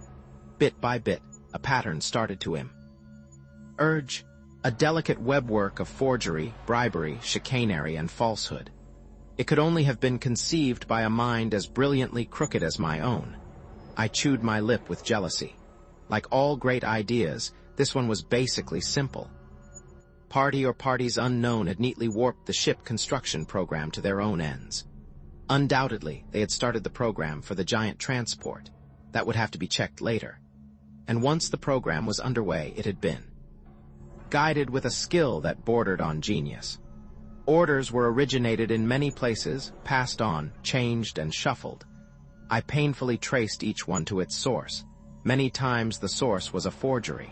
Some changes seemed to be unexplainable, until I noticed the officers in question had a temporary secretary while their normal assistants were ill. All the girls had had food poisoning, a regular epidemic it seemed. Each of them in turn had been replaced by the same girl. She stayed just long enough in each position to see that the battleship plan moved forward one more notch. This girl was obviously the assistant to the mastermind who originated the scheme. He sat in the center of the plot, like a spider on its web, pulling the strings that set things into motion. My first thought that a gang was involved proved wrong. All my secondary suspects turned out to be simple forgeries, not individuals. In the few cases where forgery wasn't adequate, my mysterious X had apparently hired himself to do the job. X himself had the permanent job of assistant engineering designer. One by one, the untangled threads ran to this office. He also had a secretary, whose illnesses coincided with her employment in other offices. When I straightened up from my desk, the ache in my back stabbed like a hot wire. I swallowed a painkiller and looked around at my drooping, sack-eyed assistants who had shared the sleepless 72-hour task. They sat or slumped against the furniture, waiting for my conclusions. Even President Ferrero was there, his hair looking scraggly where he had pulled out handfuls. "You found them, the criminal ring?" he asked, his fingers groping over his scalp for a fresh hold. "I found them, yes," I said hoarsely, "but not a criminal ring. An inspired master criminal who apparently has more executive ability in one earlobe than all your I bloated bureaucrats and his female assistant. They pulled the entire job by themselves. His name, or undoubtedly pseudonym, is Pepe Nero. The girl is called Angelina. Arrest them at once. Guards, guards, Ferrero's voice eyed away as he ran out of the room. I talked to his vanishing back. That is just what we intend to do, but it's a little difficult at the moment since they are the ones who not only built the battleship, but undoubtedly stole it as well. It was fully automated, so no crew is necessary. "What do you plan to do?" one of the clerks asked. "I shall do nothing," I told him, with the snapped precision of an old space veteran. "The League fleet is already closing in on the renegades, and you will be informed of the capture. Thank you for your assistance." Chapter 6. I threw them as snappy a salute as I could muster, and they filed out. Staring gloomily at their backs, I envied for one moment their simple faith in the League Navy, when in reality, the vengeful fleet was just as imaginary as my admiral's rating. This was still a job for the Corps. Skip would have to be given the latest information at once. I had sent him a sigram about the theft, but there was no answer as yet. Maybe the identity of the thieves would stir some Sponse out of him. My message was in code, but it could be quickly broken if someone wanted to try hard enough. I took it to the message center myself. The Simon was in his transparent cubicle, and I locked myself in with him. His eyes were unfocused as he spoke softly into a mic, pulling in a message from somewhere across the galaxy. Outside, the rushing transcribers copied, coded, and filed messages, but no sound penetrated the insulated wall. I waited until his attention clicked back into the room and handed him the sheets of paper. League Central 14 Rush, I told him. He raised his eyebrows, but didn't ask any questions. Establishing contact only took a few seconds, as they had an entire battery of Simon for their communications. He read the code words carefully, shaping them with his mouth, but not speaking aloud, the power of his thoughts carrying across the light years of distance. As soon as he was finished, I took back the sheet, tore it up and pocketed the pieces. I had my answer back quickly enough. Skip must have been hovering around waiting for my message. The mic was turned off to the transcribers outside, and I took the code groups down in shorthand myself. Zyb defil FDNO, and if you don't come back. The message broke into clear at the end, and the Simmons smiled as he spoke the words. I broke the point off my stylus and growled at him not to repeat any of this message as it was classified, and I would personally see him shot if he did. That got rid of the smile, but didn't make me feel any better. The decoded message turned out not to be as bad as I had imagined, until further notice I was in charge of tracking and capturing the stolen battleship. I could call on the League for any aid I needed. I would keep my identity as an admiral for the rest of the job. I was to keep him informed of progress. Only those ominous last words in clear kept my happiness from being complete. I had been handed my long-awaited assignment. But translated into simple terms, my orders were to get the battleship, or it would be my neck. Never a word about my effort. It's in uncovering the plot in the first place. This is a heartless world we live in. This moment of self-pity relaxed me, and I immediately went to bed. Since my main job now was waiting, I could wait just as well asleep. And waiting was all I could do. Of course, there were secondary tasks, such as ordering a naval cruiser for my own use and digging for more information on the thieves, but these really were secondary to my main purpose, which was waiting for bad news.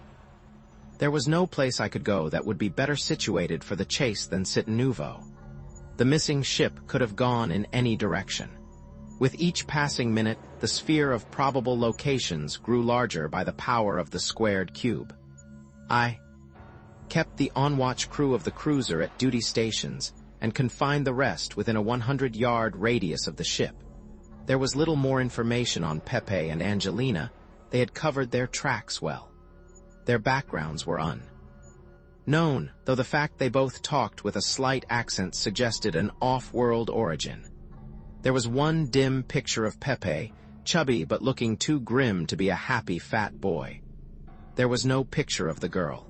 I shuffled the meager findings, controlled my impatience, and kept the ship's Simon busy pulling in all the reports of any kind of trouble in space. The navigator and I plotted their locations in his tank, comparing the positions in relation to the growing sphere that enclosed all the possible locations of the stolen ship. Some of the disasters and apparent accidents hit inside this area, but further investigation proved them all to have natural causes. I had left standing orders that all reports falling inside the danger area were to be brought to me at any time. The messenger woke me from a deep sleep, turning on the light and handing me the slip of paper. I blinked myself awake, read the first 2 lines and pressed the action station alarm over my bunk. I'll say this, the Navy boys know their business.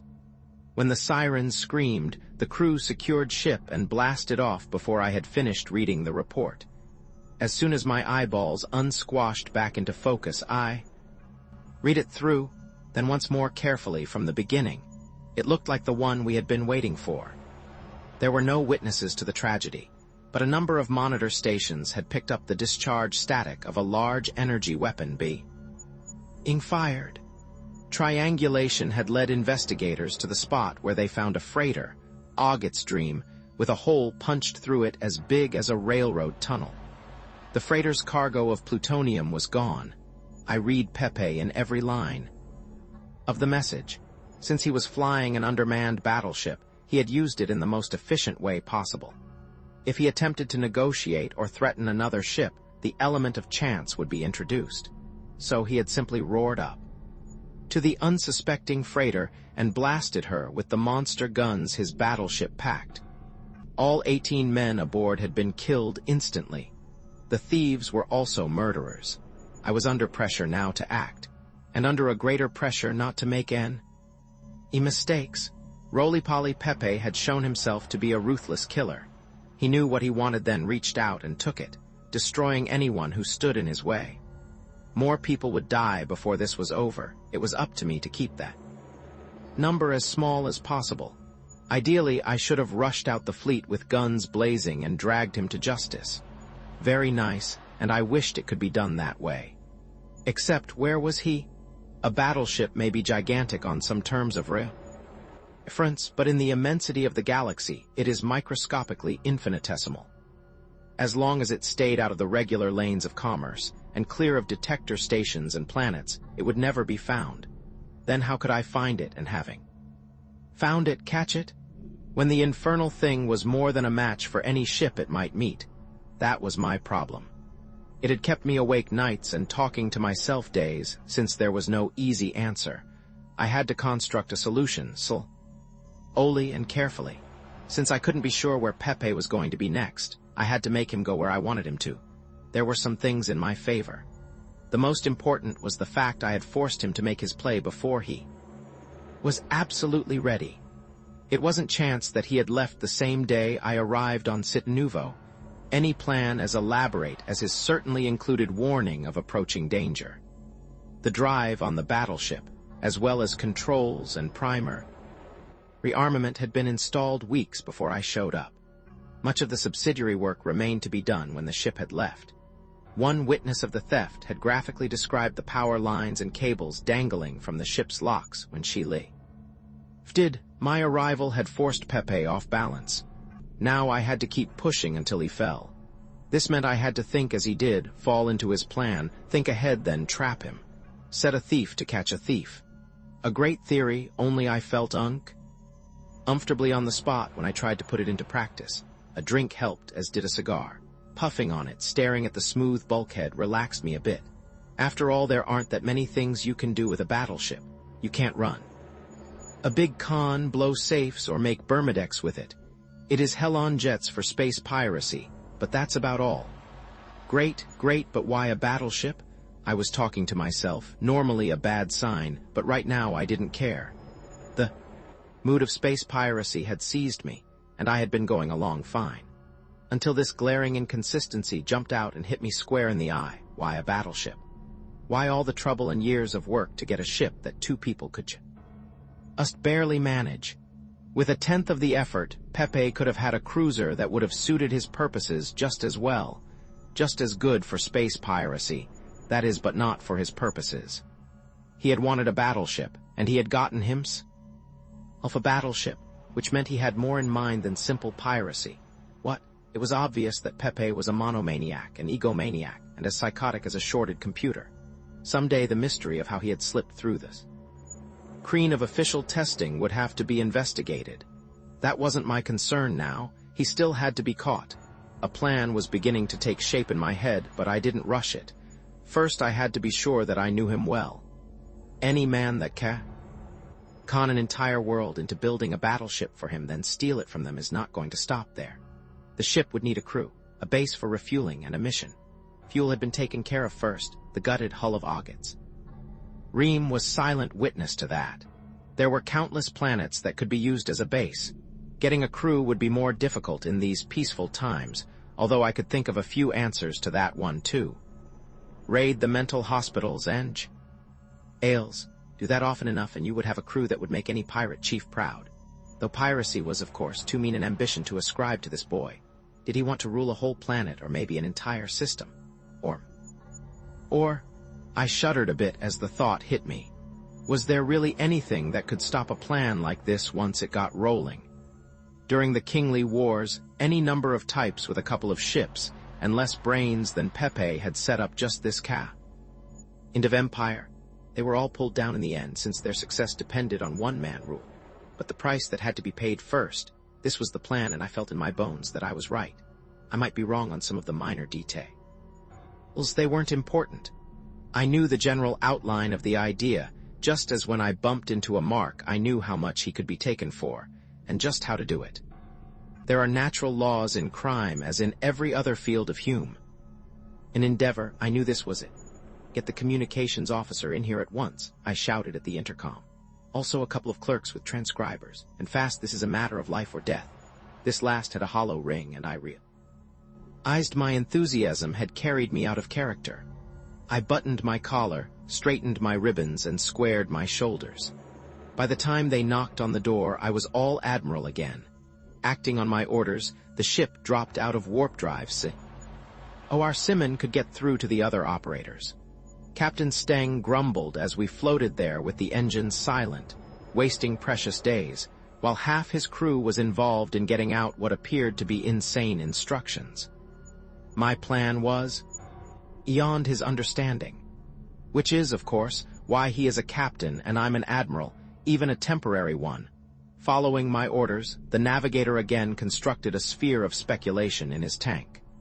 The surface of the sphere contacted all the star systems a day's flight ahead of the maximum flight of the stolen battleship.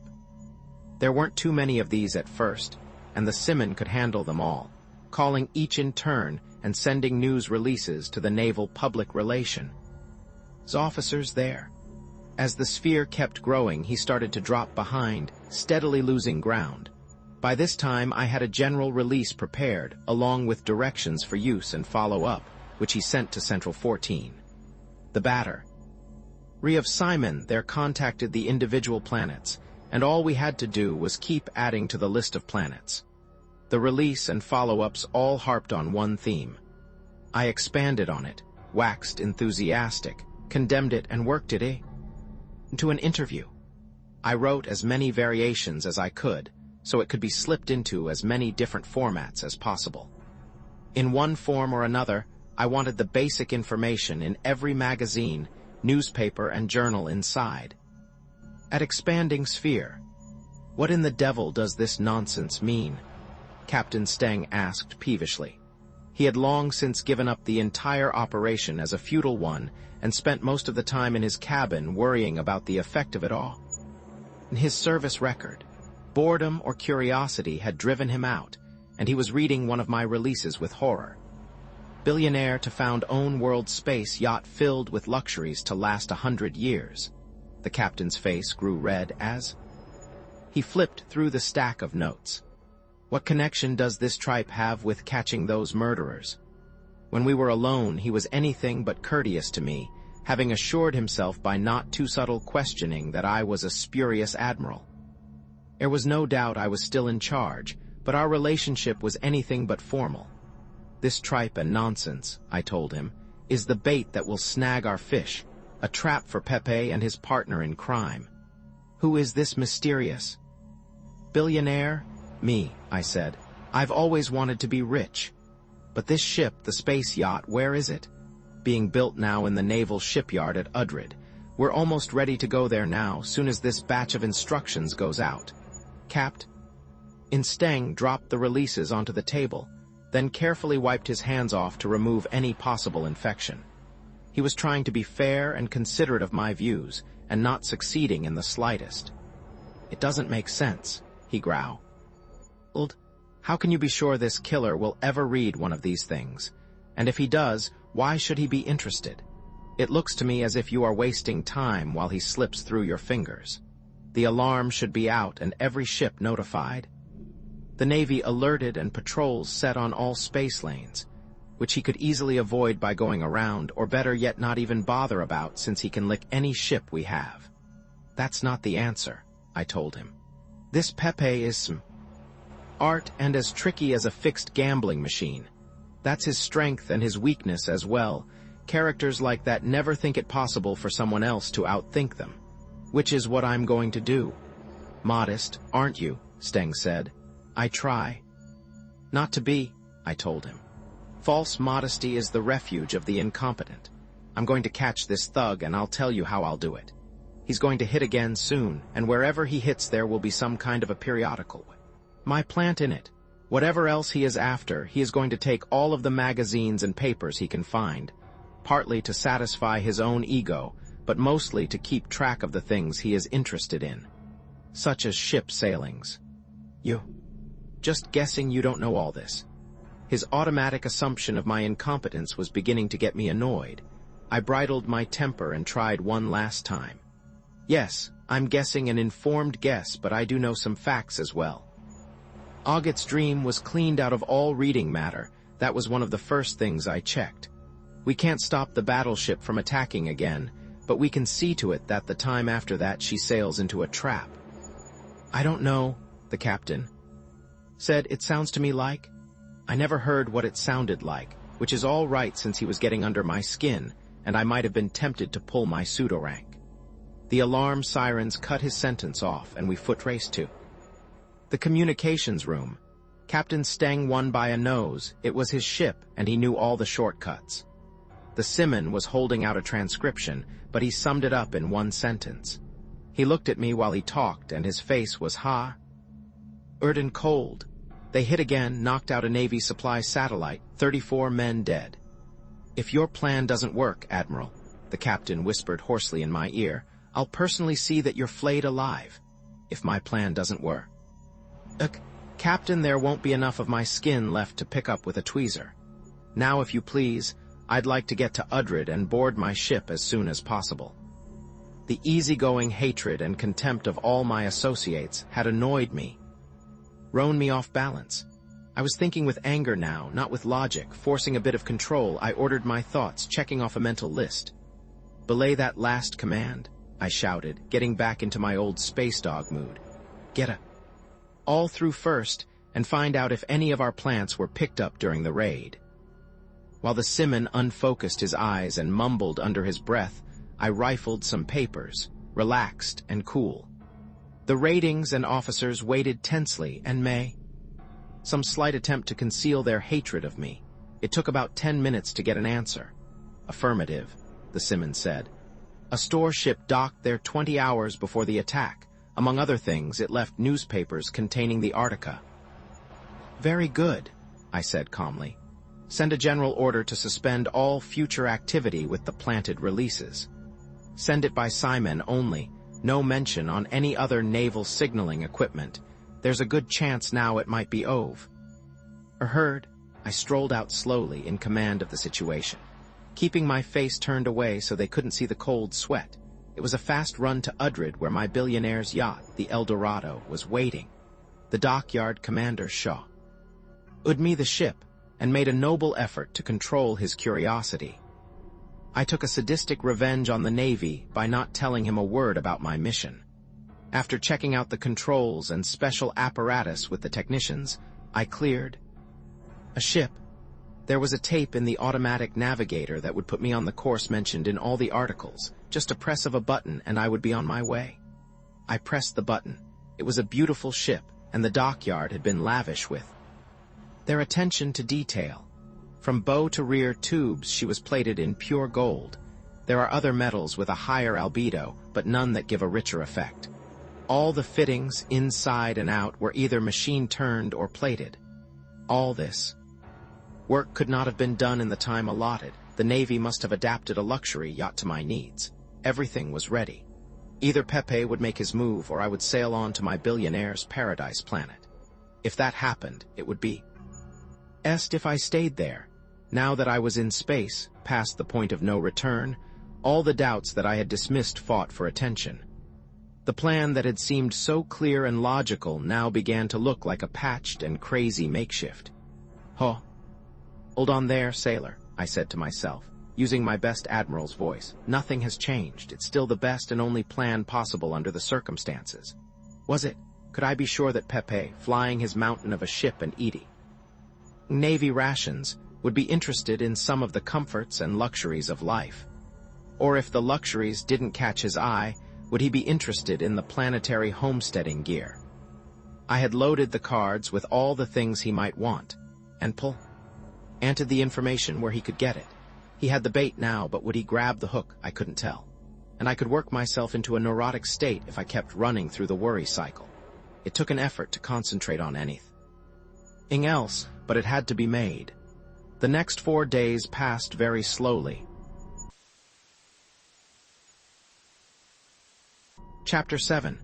When the alarm blew off, all I felt was an intense sensation of relief. I might be dead and blasted to dust in the next few minutes, but that didn't seem to make much difference. Pepe had swallowed the bait. There was only one ship in the galaxy that could knock back a blip that big at such a distance. It was closing fast, using the raw energy of the battleship engines for a headlong approach. My ship bucked a bit as the tug beams locked on at maximum distance. The radio bleeped at me for attention at the same time. I waited as long as I dared, then flipped it on. The voice boomed out. "That you are under the guns of a warship. Don't attempt to run, signal, take evasive action, or in any other way. Who are you and what the devil do you want?" I spluttered into the mic. I had my scanner on so they could see me, but my own screen stayed dark. They weren't sending any picture. In a way, it made my act easier. I just played to an unseen audience. They could see the rich cut of my clothes, the luxurious cabin behind me. Of course, they couldn't see my hands. "It doesn't matter who we are," the radio boomed again. "Just obey orders if you care to leave. Stay away from the controls until we have tied on, then do exactly as I say." There were 2 distant clangs as magnetic grapples hit the hull. A little later, the ship lurched, drawn home against the battleship. I let my eyes roll in fear, looking around for a way to escape and taking a peek at the outside scanners. The yacht was flush against the space-filling bulk of the other ship.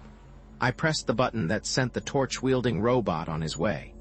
"Now let me tell you something," I snapped into the mic, wiping away the worried billionaire expression.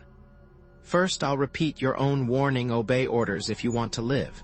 I'll show you why. When I threw the big switch, a carefully worked-out sequence took place. First, of course, the hull was magnetized and the bombs fused. A light blinked as the scanner in the cabin turned off, and the one in the generator room came on. I checked the monitor screen to make sure, then started into the spacesuit. Had to be done fast. At the same time, it was necessary to talk naturally. They must still think of me as sitting in the control room. "That's the ship's generators you're looking at," I said. 98% of their output is now feeding into coils that make an electromagnet of this ship's hull. You will find it very hard to separate us, and I would advise you not to try."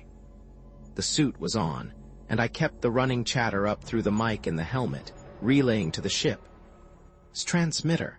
The scene in the monitor receiver changed. "You are now looking at a hydrogen bomb that is primed and aware of the magnetic field holding our ships together. It will, of course, go off if you try to pull away." I grabbed up the monitor receiver and ran toward the airlock. "This is a different bomb now," I said, keeping one eye on the screen and the other on the slowly opening outer door. "This one has receptors on the hull. If you attempt to destroy any part of this or even gain entry to it, this one will detonate." I was in space now, leaping across to the gigantic wall of the other ship. "What do you want?" These were the first words Pepe had spoken since his first threats. "I want to talk to you, arrange a deal. Something that would be profitable for both of us. But let me first show you the rest of the bombs, so you won't get any strange ideas about cooperating." Of course, I had to show him the rest of the bombs. There was no getting out of it. The scanners in the ship were following a planned program. I made light talk about all my massive armament that would carry us both to perdition, while I climbed through the hole in the battleship's hull. There was no more warning devices at this spot. It had been chosen carefully from the blueprints. Yeah, I take your word for it. You're a flying bomb. So stop with this roving reporter bit and tell me what you have in mind." This time I didn't Answer him because I was running and panting like a dog and had the mic turned off. Just ahead, if the blueprints were right, was the door to the control room. Pepe should be there. I stepped through, gun out, and pointed it at the back of his head. Angelina stood next to him, looking at the screen. The game's over, I said. Stand up slowly and keep your hands in sight. What do you mean? He said angrily, looking at the screen in front of him. The girl caught wise first. He spun around and pointed. He's here. They both stared, gaped at me, caught off guard and completely unprepared. You're under arrest, Crime King, I told him. And your girlfriend. Angelina rolled her eyes up and slid slowly to a floor. Real or faked, I didn't care. I kept the gun on Pepe's pudgy form while he picked her up and carried her to an acceleration couch against the wall. What will happen now? He quavered the question. His pouchy jaws shook. And I swear there were tears in his eyes. I was not impressed by his acting since I could clearly remember the dead men floating in space. He stumbled over to a chair, half dropping into it. Will they do anything to me? Angelina asked. Her eyes were open now. I have no idea of what will happen to you, I told her truthfully. That is up to the courts to decide. But he made me do all those things, she wailed. She was young, dark, and beautiful. The tears did nothing. To spoil this, Pepe dropped his face into his hands and his shoulders shook. I flicked the gun his way and snapped at him. Sit up, Pepe.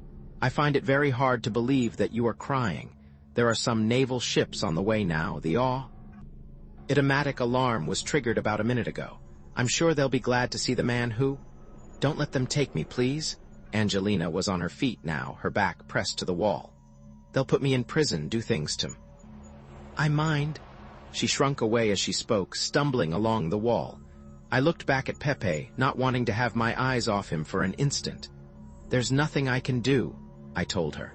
I glanced her way and a small door was swinging open. She was gone. Don't try to run, I shouted after her. It can't do any good. Pepe made a strangling noise and I looked back to him quickly. He was sitting up now and his face was dry of tears. In fact, he was laughing, not crying. So she caught you too, Mr. Wisecop, poor little Angelina with the soft eyes. He broke down again, shaking with laughter. What do you mean? I growled. Don't you catch yet? The story she told you was true, except she twisted it around a bit. The whole plan, building the battleship, then stealing it, was hers. She pulled me into it, played me like an accordion. I fell in love with her, hating myself and happy at the same time. Well, I'm glad now it's over. At least I gave her a chance to get away. I owe her that much. Though I thought I would explode when she went into that innocence act. The cold feeling was now a ball of ice that threatened to paralyze me. You're lying, I said hoarsely, and I didn't believe it. Sorry, that's the way it is. Your brain boys will pick my skull to pieces and find out the truth anyway. There's no point in lying now. We'll search the ship. She can't hide for long. She won't have to, Pepe said. There's a fast scout we picked up, stowed in one of the holds. That must be it leaving now.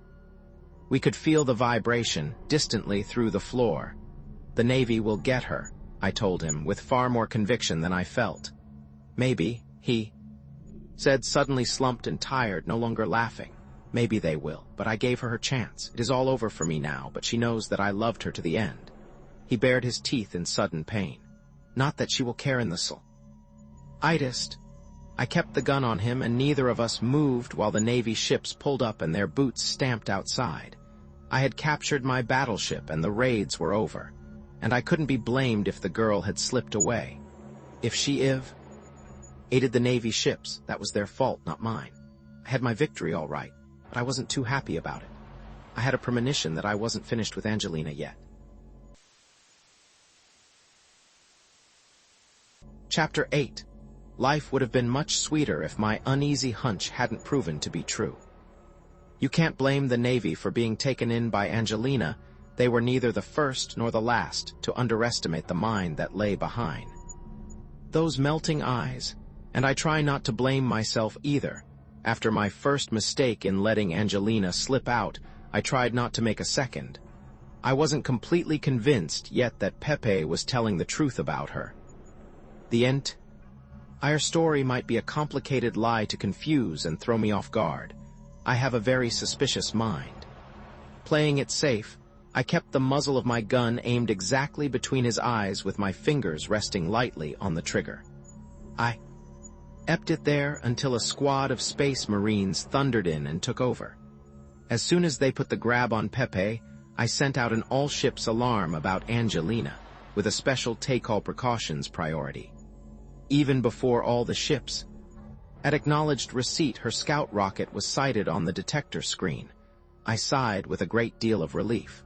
If she did turn out to be the brains of the operation, I didn't want her slipping away.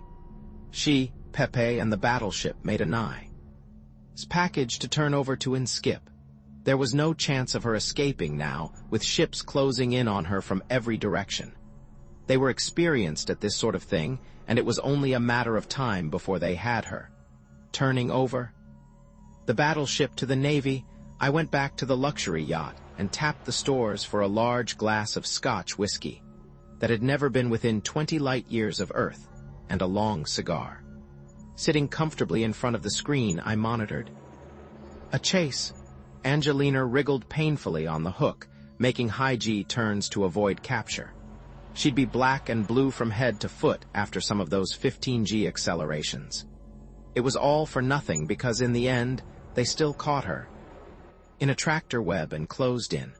All the thrashing around had just gained her a little time. None of us realized how important this time really was until the boarding party cracked into the ship. It was empty, of course. Fully 10 days, and by before we pieced together what had really happened. It was ruthless and ugly, and even if the psych docs hadn't assured me that Pepe had told the truth, I would have recognized the manner in which the escape was carried out. Angelina was one step ahead of us all the way. When she had escaped from the battleship in the scout rocket, she had made no attempt to flee. Instead, she must have gone at full blast to the nearest Navy ship, a 12-man pocket cruiser.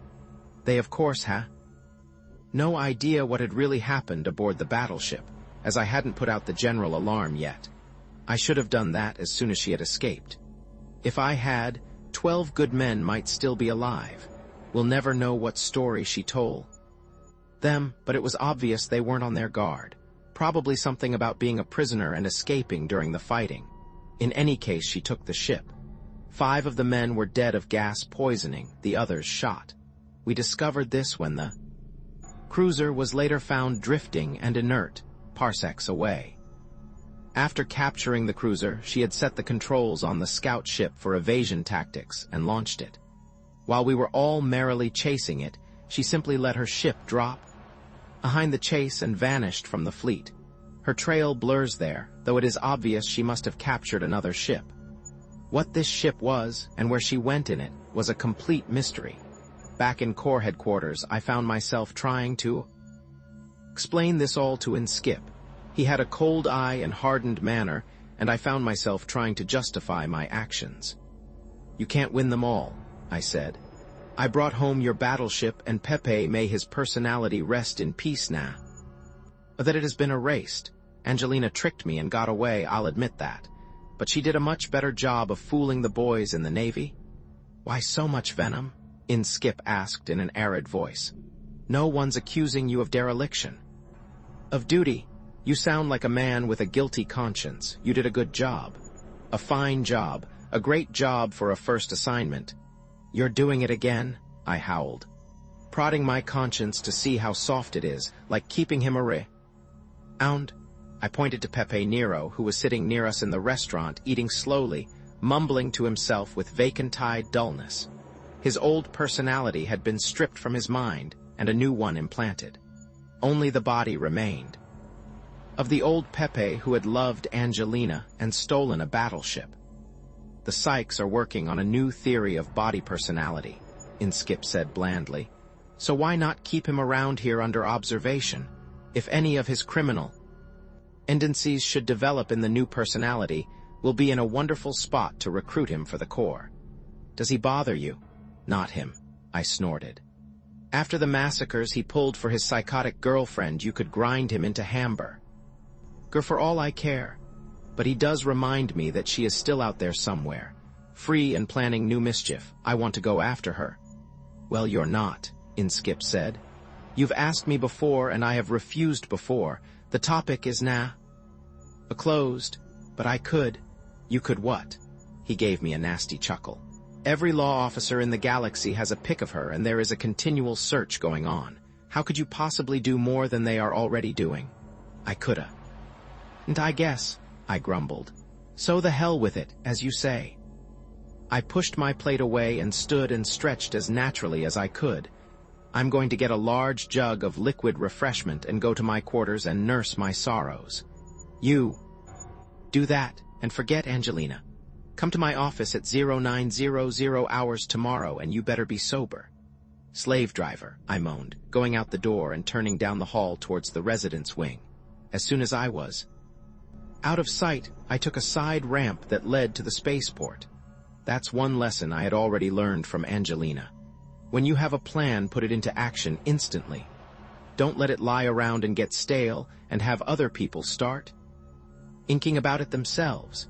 I was putting myself up against the shrewdest man in the business right now, and the thought alone was enough to make me sweat. I was going against Inskip's direct orders, walking out on him and the Corps. Not real. Walking out, since I only wanted to finish the job I had started for them. But I was obviously the only one who would look at it that way. There were tools, gadgets, and a good deal of money in my quarters that would come in very hand. On this job, I would just have to do without them. When Inskip started to think about my sudden conversion to his point of view, I wanted to be well away in space. A mechanic with a drag robot was pulling an agent's ship into play.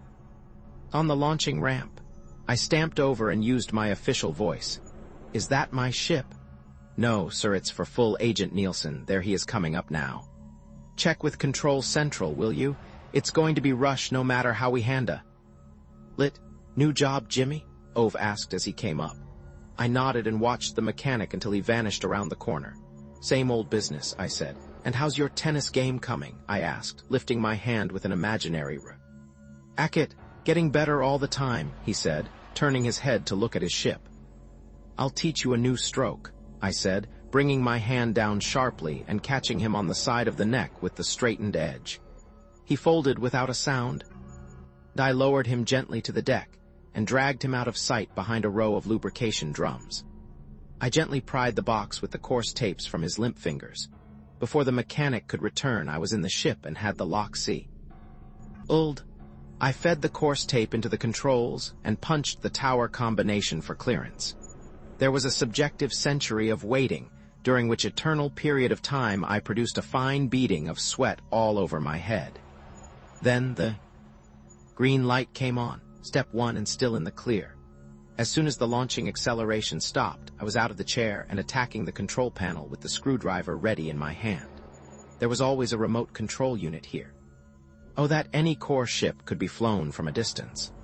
I had discovered it on my first flight in one of these ships, since I have always maintained that there is a positive value to being nosy. I disconnected the input and output leads and dived for the engine room. Perhaps I am too suspicious or have too low an opinion of mankind, or of Inskip, who had his own rules on most subjects. Someone more trusting than I would have ignored the radio-controlled suicide bomb built into the engine. This could be used to scuttle the ship in case of capture. I didn't think they would use it on me except as a last resort. Nevertheless, I still wanted it disconnected. The bomb was an integral part of the engine, mounting a solid block of Bermudex built into the casing. The lid dropped off easily enough, and inside there was a maze of circuits all leading to a fuse screwed into the thick metal. It had a big hex head on it, and I scraped my knuckles, trying to get a wrench around it and turn it in the close quarters. With a last grate of bruised flesh and knuckle bones, I twisted it free. It hung down from its wire leads, a nerve drawn from a deadly tooth. Then it exploded with a loud bang and a cloud of black smoke. With most unnatural calm, I looked from the cloud of dispersing smoke back to the black hole in the Bermudex charge. This would have turned the ship and its contents into a fine dust. "Inskip," I said, but my throat was dry and my voice cracked and I had to start again. "Inskip, I get your message. You thought you were giving me my discharge. Accept instead my resignation from the Special Corps. Chapter 9. My most overwhelming feeling was one of relief. I was on my own again and responsible to no man. I actually hummed a bit as I dropped the ship out of warp drive long enough to slip in a course tape chosen at random. From the file, there would be no chance of an intercept this way, and I could cut a tape for a new course once I was well clear of the headquarters station. A course to where? I wasn't sure yet. That would require a bit of research, though there was a doubt about what I would be doing, looking for Angelina. At first thought, it seemed a little stupid to be taking on a job the Corps had refused me. It was still their job. On second thought, I realized that it had nothing to do with the Corps now. Angie had pulled a fast one on me, pinned on the prize chump medal. That is something that you just don't do to slippery Jim diGriz. Call it ego if you like. But ego is the only thing that keeps a man in my profession up. A rating. Remove that and you have removed everything. I had no real idea of what I would do with her when I found her. Probably turn her over to the police, since people like her gave the business a bad name. Better to worry about cooking the fish after I had caught it. A plan was necessary, so I prepared all the plan-producing ingredients. For one terrible moment, I thought there were no cigars in the ship. Then the service unit groaned and produced a box from some corner of the deep freeze. Not the recommended way to store cigars, but much better than having none at all. Nielsen always favored a rare brand of potent aquavit, and I had no objections to drinking it. Feet up, throat lubricated and cigar smoking, I put the think box to work on the project. To begin with, I had to put myself in Angelina's place at the time of her escape. I would like to have gone back physically to the scene, but I'm not that thick. There was guaranteed to be a trigger-happy Navy ship or two sitting there. However, this is the kind of problem they build computers to solve, so I fed in the coordinates of the space action where it all had happened. There was no need for notes. Those figures were scratched inside my forehead in letters of fire. The computer had a large memory store and a high-speed scan. It hummed happily when I asked for the stars nearest to the given position. In under 13 seconds, it flipped through its catalogs, counted on its fingers, and rang its little computation-finished bell for me. I copied off the numbers of the first dozen stars, then pressed the cancel when I saw the distances were getting too great to be relevant anymore. Now I must think like Angelina. I had to be hunted, hurried, a murderess with 12 fresh corpses of my own manufacture piled around me. In every direction rode the enemy. She would have the same list ground out by the computer on the stolen cruiser. Now where to tension and speed? Get going somewhere away from here. A glance at the list and the answer seemed obvious. The two nearest stars were in the same quadrant of the sky, within 15 degrees of each other. They were roughly equidistant. What was more important was the fact that star number 3 was in a different sector of the sky and twice as far away. That was the way to go, toward the first 2 stars. It was the sort of decision that can be made in a hurry and still be sound. Head toward suns and worlds and the lanes where other ships could be found. The cruiser would have to be gotten rid of before any planets were approached. The faster the better, since every ship in the galaxy would be looking for it. Then meet another ship X, and capture it. Abandon the cruiser and do what? My tenuous line of logic was ready to snap at this point, so I strengthened it with some aquavit and a fresh cigar. With my eyes half closed in reverie, I tried to rebuild the flight. Capture the new ship and head for a planet. As long as she was alone in space, Angelina was in constant danger.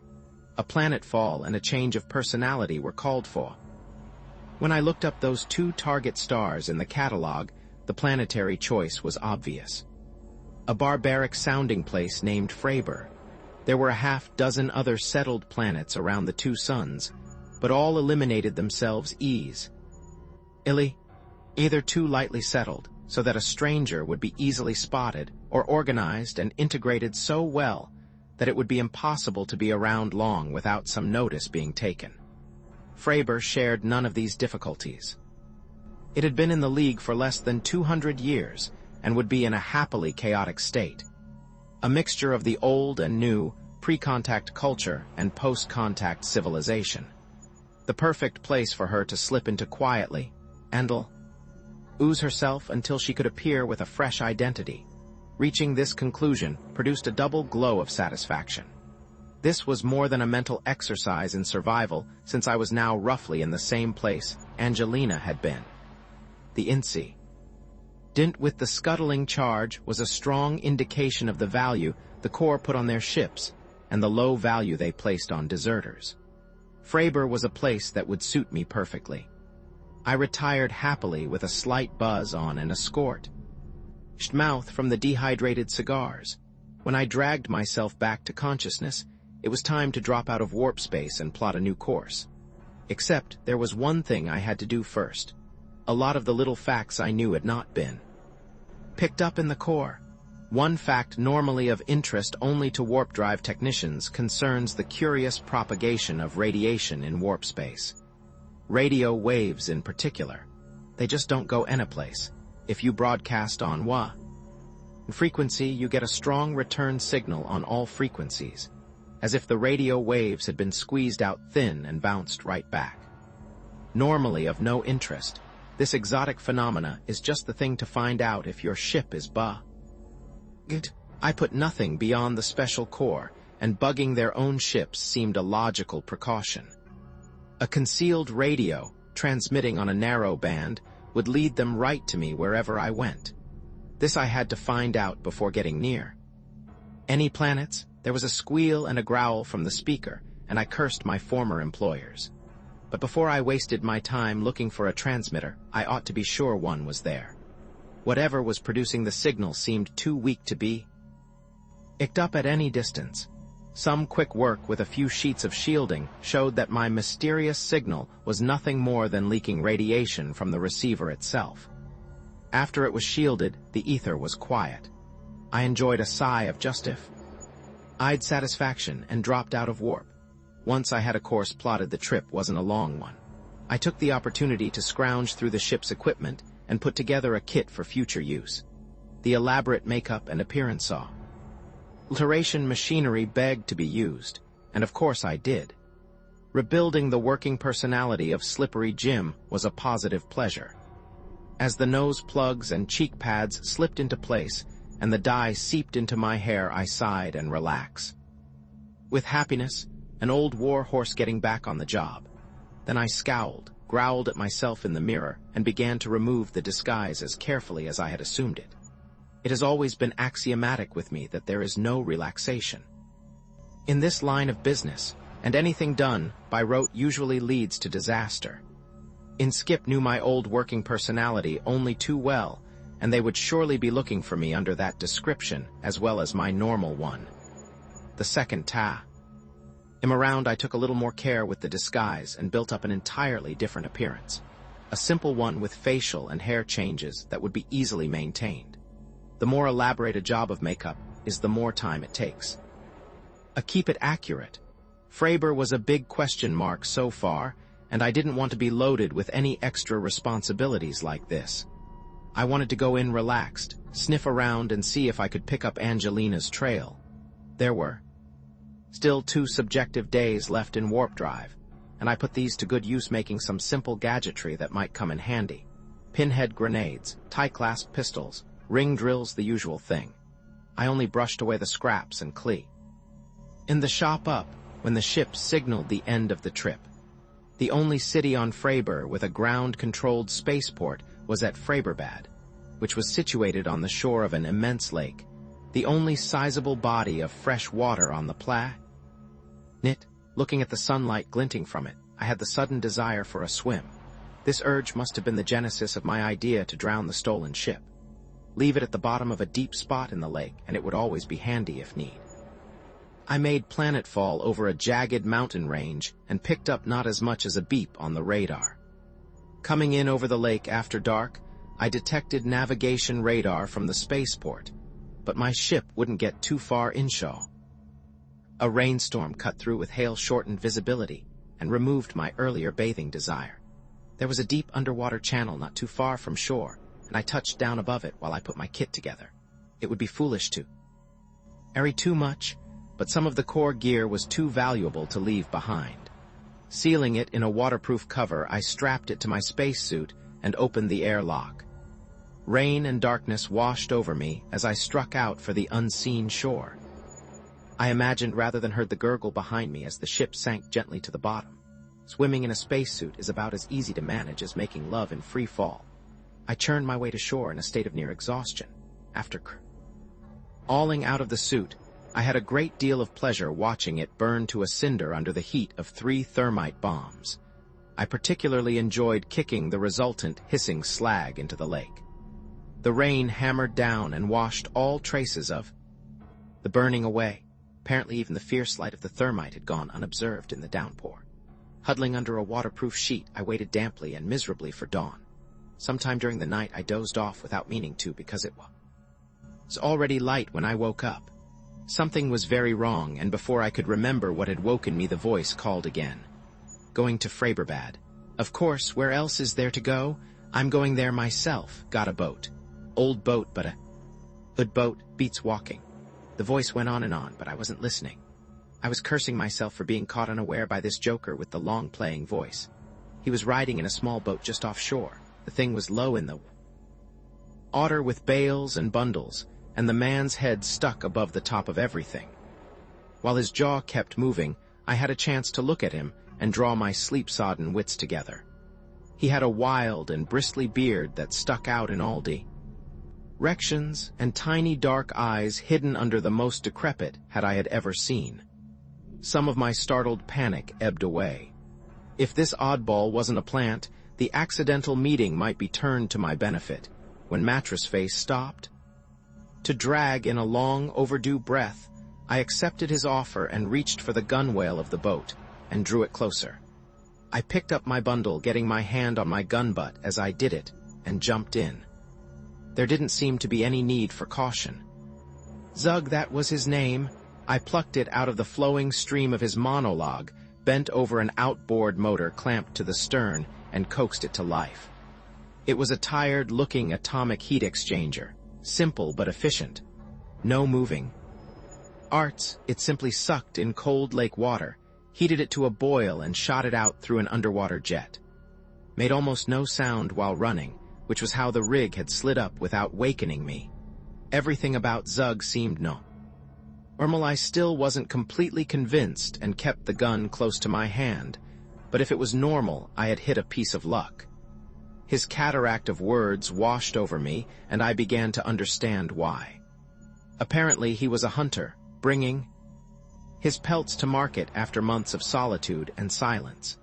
The sight of a human face had induced a sort of verbal diarrhea, which I made no attempt to stop. He was answering a lot of questions for me. One thing that had been a whir. Were my clothes. I had finally decided to wear a one-piece ship suit, done in neutral gray. You see this kind of outfit, with minor variations, on planets right across the galaxy. It had passed unnoticed by Zug, which wasn't real.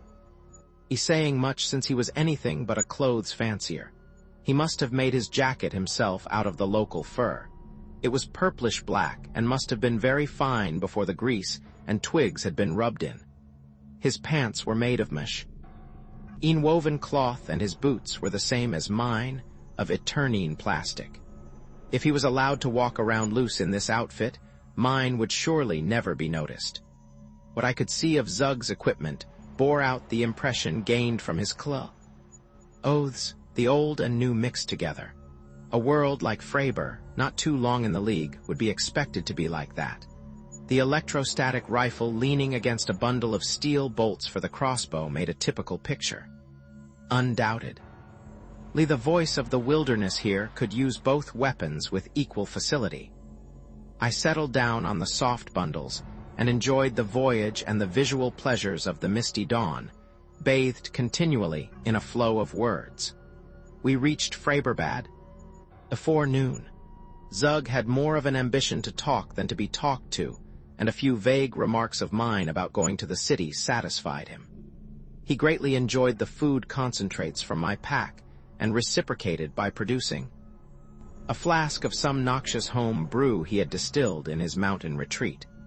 The taste was indescribably awful and left the mouth feeling as if it had been rasped by steel wool soaked in sulfuric acid.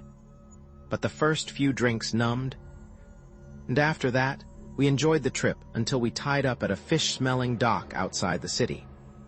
We almost swamped the boat getting out of it, which we thought hysterically funny, and which will give you some indication of our mental state at a time. I walked into the city proper and sat in a park until my head cleared. The old and the new pressed shoulders here, plastic-fronted buildings wedged in between brick and plaster. Steel, glass, wood, and stone all mixed with complete indifference. The people were the same, dressed in a strange mixture of types and styles. I took more notice of them than they did of me. A news robot was the only thing that singled me out for attention. It blatted its dull offerings in my ear and waved a board with the printed headlines until I bought a paper to get rid of it.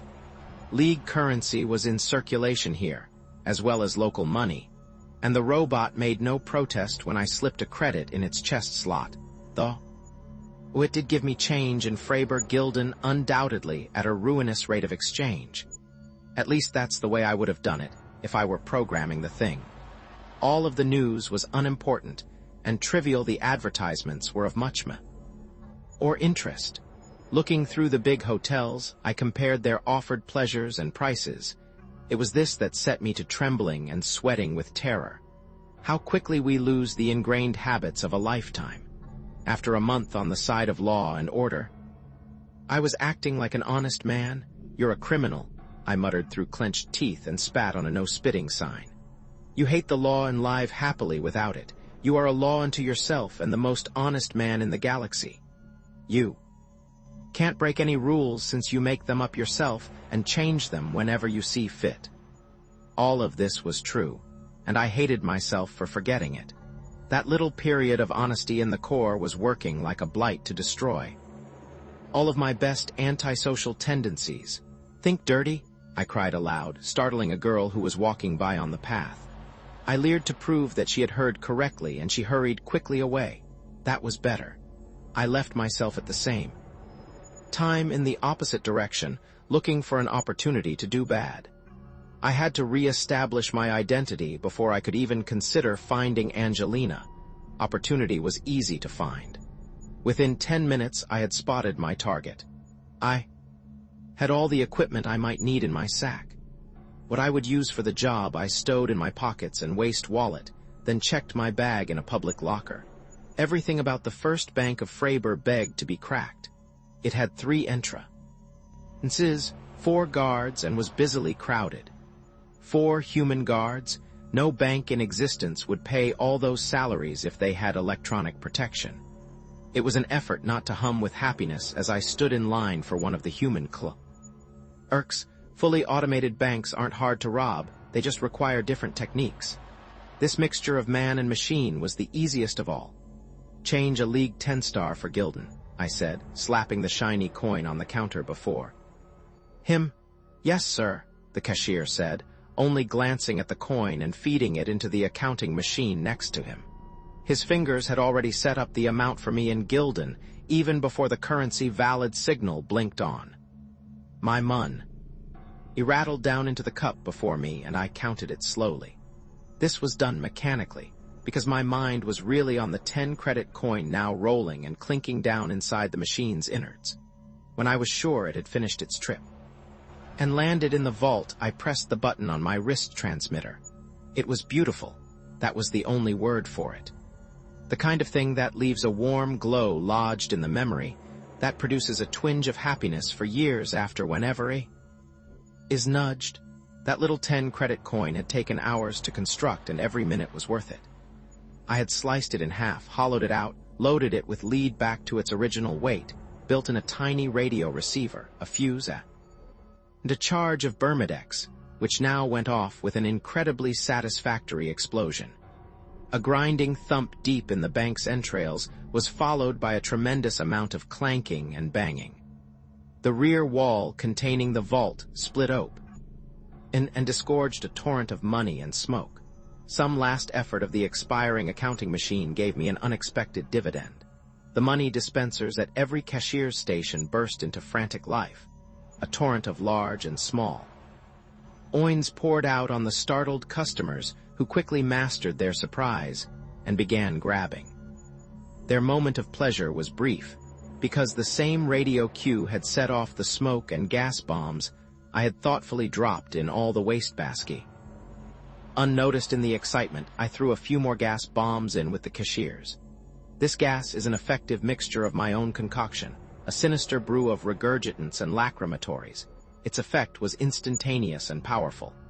There are, of course, no children in the bank, since I don't believe in being cruel to those too young to protect themselves. Within seconds, the clients and employees found themselves unable to see and too preoccupied to take any notice of me. As the gas rolled towards me, I lowered my head and slipped the goggles over my eyes. When I looked up, I was the only person in the bank that was able to see.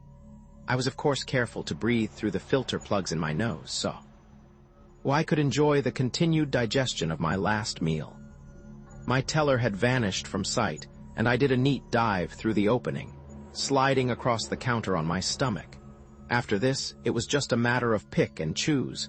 There was certainly no shortage of money rolling around loose. I ignored the small stuff and went to the source, the riven vault out of which poured a golden torrent. Within 2 minutes, I had filled the bag I had brought and was ready to leave. The smoke near the doors was thinning a bit, but a few more grenades took care of that. Everything was working perfectly and under control, except for one fool of a guard who was making a nuisance of himself. His tiny brain realized dimly that something wrong was going on, so he was staggering in circles, firing his gun. It was a wonder he hadn't hit anyone yet. I took the gun away and hit him on the head with it. The smoke was densest near the doors, making it impossible to out. It was just as impossible, of course, to see in, so no one in the street had any real idea of what had happened. They, of course, knew something was wrong. 2 policemen had rushed in with guns drawn, but were now as helpless as the rest. I organized the relief of the sufferers then, and began pulling and guiding them to the door. When I had enough of a crowd collected, I joined them, and we all crawled out into the street together. I put the goggles in my pocket and kept my eyes closed until I had groped clear of the gas. Some worthy citizens helped me, and I thanked them, tears streaming down my face from the fringes of the gas, and went my way. That's how easy it is. That's how easy it always is if you plan ahead and don't take foolish risks. My morale was high and the blood sang in my veins. Life was deliciously crooked and worth living again. Finding Angelina's trail now would be simplicity itself. There was nothing I couldn't do. Aying on the crest of this emotional wave, I rented a room in a spaceman's hotel near the port, cleaned up and strode forth to enjoy the pleasures of life. There were many rough and ready joints in the area, and I made the rounds. I had a stay in one and a drink apiece in each of the others. If Angelina had come to Freiburg, she would surely have passed at least briefly through this area. The trail would be here, I felt that in my bones. Crooked bones once again, and sympathetic. Her own lawlessness. House about buying a girl a drink, the tart said spiritlessly, and I shook my head no with the same lack of interest. The hostesses, pallid creatures of the night, were coming out as the evening progressed. I was getting a good share of propositions since I had taken care to look like a spaceman on leave, always a good source of revenue for these women. This one was the latest of a number who had approached me. A little better looking than most, at least better constructed. I watched her walking away with interest that bordered on admiration. Her skirt was short, tight, and slashed high up on the sides. High heels lent a rotating motion to this, producing a most effective result. She reached the bed. Aaron turned to survey the room, and I couldn't help but appreciate the rest of her. Her blouse was made of thin strips of shimmering fabric, joined together only at the tops and bottoms. They separated to reveal enticing slices of creamy skin whenever she moved, and I'm sure had the desired effect on masculine libidos. My eyes finally reached her face, a long trip since I had started the survey at her ankles, and she was quite attractive, almost familiar. Eggs? Actually, at this instant, my heart gave a grinding thud in my chest, and I grew rigid in my chair. It seemed impossible, yet it had to be true. She was Angelina.